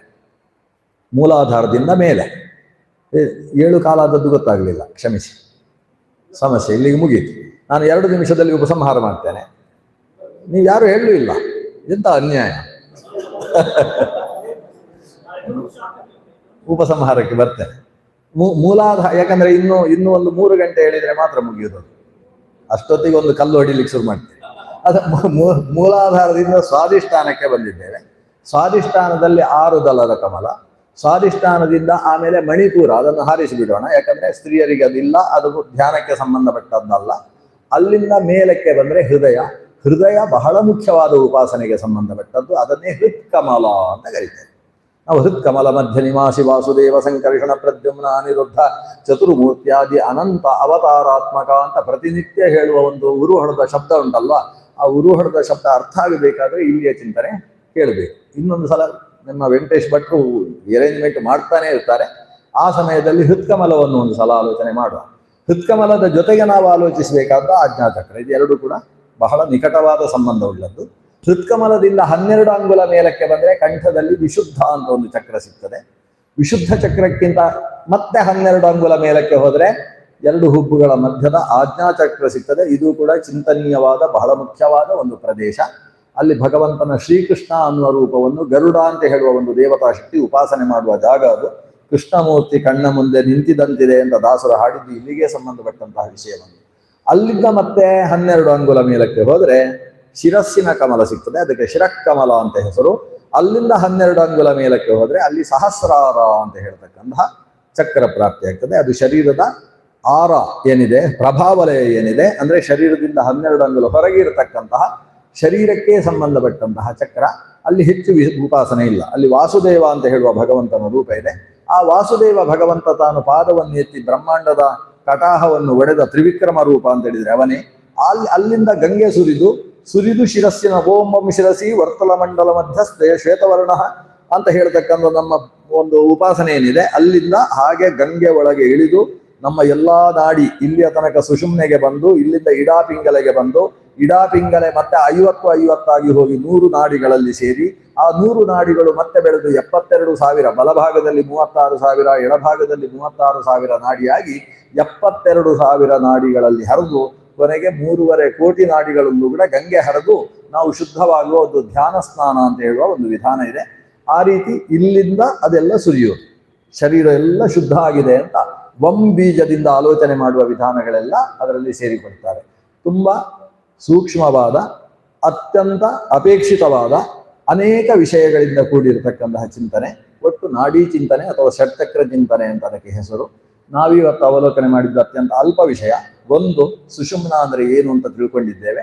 ಇಡಾಪಿಂಗಲದ ಬಗ್ಗೆ ಹೆಚ್ಚು ವಿವರಣೆ ಕೊಡಲಿಲ್ಲ, ಆದರೆ ಅದು ಪಕ್ಕದಲ್ಲಿ ಇದೆ ಅನ್ನೋದನ್ನು ನಾವು ತಿಳ್ಕೊಂಡಿದ್ದೇವೆ. ಇಲ್ಲಿ ಎಡದಲ್ಲಿದ್ದ ನಾಡಿ ಇಲ್ಲಿ ಬಲಕ್ಕೆ ಬಂದು ಇಲ್ಲಿ ಸೇರಿಕೊಳ್ತದೆ, ಅಲ್ಲಿ ಬಲದಲ್ಲಿದ್ದ ನಾಡಿ ಎಡಕ್ಕೆ ಬಂದು ಇಲ್ಲಿ ಸೇರಿಕೊಳ್ತದೆ. ಹಾಗಾಗಿ ಮೂಗಿನಲ್ಲಿ ಸೇರಿದಾಗ ಒಂದೇ ನಾಡಿ ಇರುವುದು, ಅಲ್ಲಿಗೆ ಮಾತ್ರ 3 ನಾಡಿಗಳು ಸೇರಿದ್ರಿಂದ ಅದಕ್ಕೆ ತೀರ್ಥರಾಜ ಅಥವಾ ತ್ರಿವೇಣಿ ಸಂಗಮ ಅಂತ ಕರಿತೇವೆ ಅನ್ನೋ ವಿಷಯ ಗಮನಿಸಿದ್ದೇವೆ. ಆ ಸುಷುಮ್ನೆಯಲ್ಲಿ ಪಂಚಪ್ರಭೇದಗಳಿದ್ದು ಭಗವಂತನ ಪ್ರದ್ಯುಮ್ನಾದಿ ಸ್ವರೂಪಗಳ ಚಿಂತನೆಯ ಬಗ್ಗೆ ಯೋಚಿಸಿದ್ದೇವೆ. ಅಷ್ಟೇ ಅಲ್ಲದೆ ಮೂಲಾಧಾರ ಅಲ್ಲಿರುವ ಚತುರ್ದಲದ ಕಮಲ, ಅಲ್ಲಿ ವೇದಾಭಿಮಾನಿ ದೇವತೆಗಳು ಕುಳಿತು ಭಗವಂತನ ಅನಿರುದ್ಧ ರೂಪವನ್ನು ಉಪಾಸನೆ ಮಾಡುವ ಮೂಲಾಧಾರದ ಚಿಂತನೆಯ ಜೊತೆಗೆ ಇವತ್ತಿನ ನಾಡಿ ಚಿಂತನೆಯನ್ನು ಭಗವಂತನಲ್ಲಿ ಪೂಜ್ಯ ಗುರುಗಳಾದ ಶ್ರೀ ವಿಶ್ವೇಶತೀರ್ಥ ಶ್ರೀಪಾದರ ಅಂತರ್ಯಾಮಿಯಾದ ಮಧ್ವಪತಿ ಗೋಪಾಲಕೃಷ್ಣ ಸ್ವಾಮಿಯಲ್ಲಿ ಎಲ್ಲರೂ ಒಟ್ಟು ಸೇರಿ ಸಮರ್ಪಣೆ ಮಾಡೋಣ. ಶ್ರೀಕೃಷ್ಣಾರ್ಪಣಮಸ್ತು.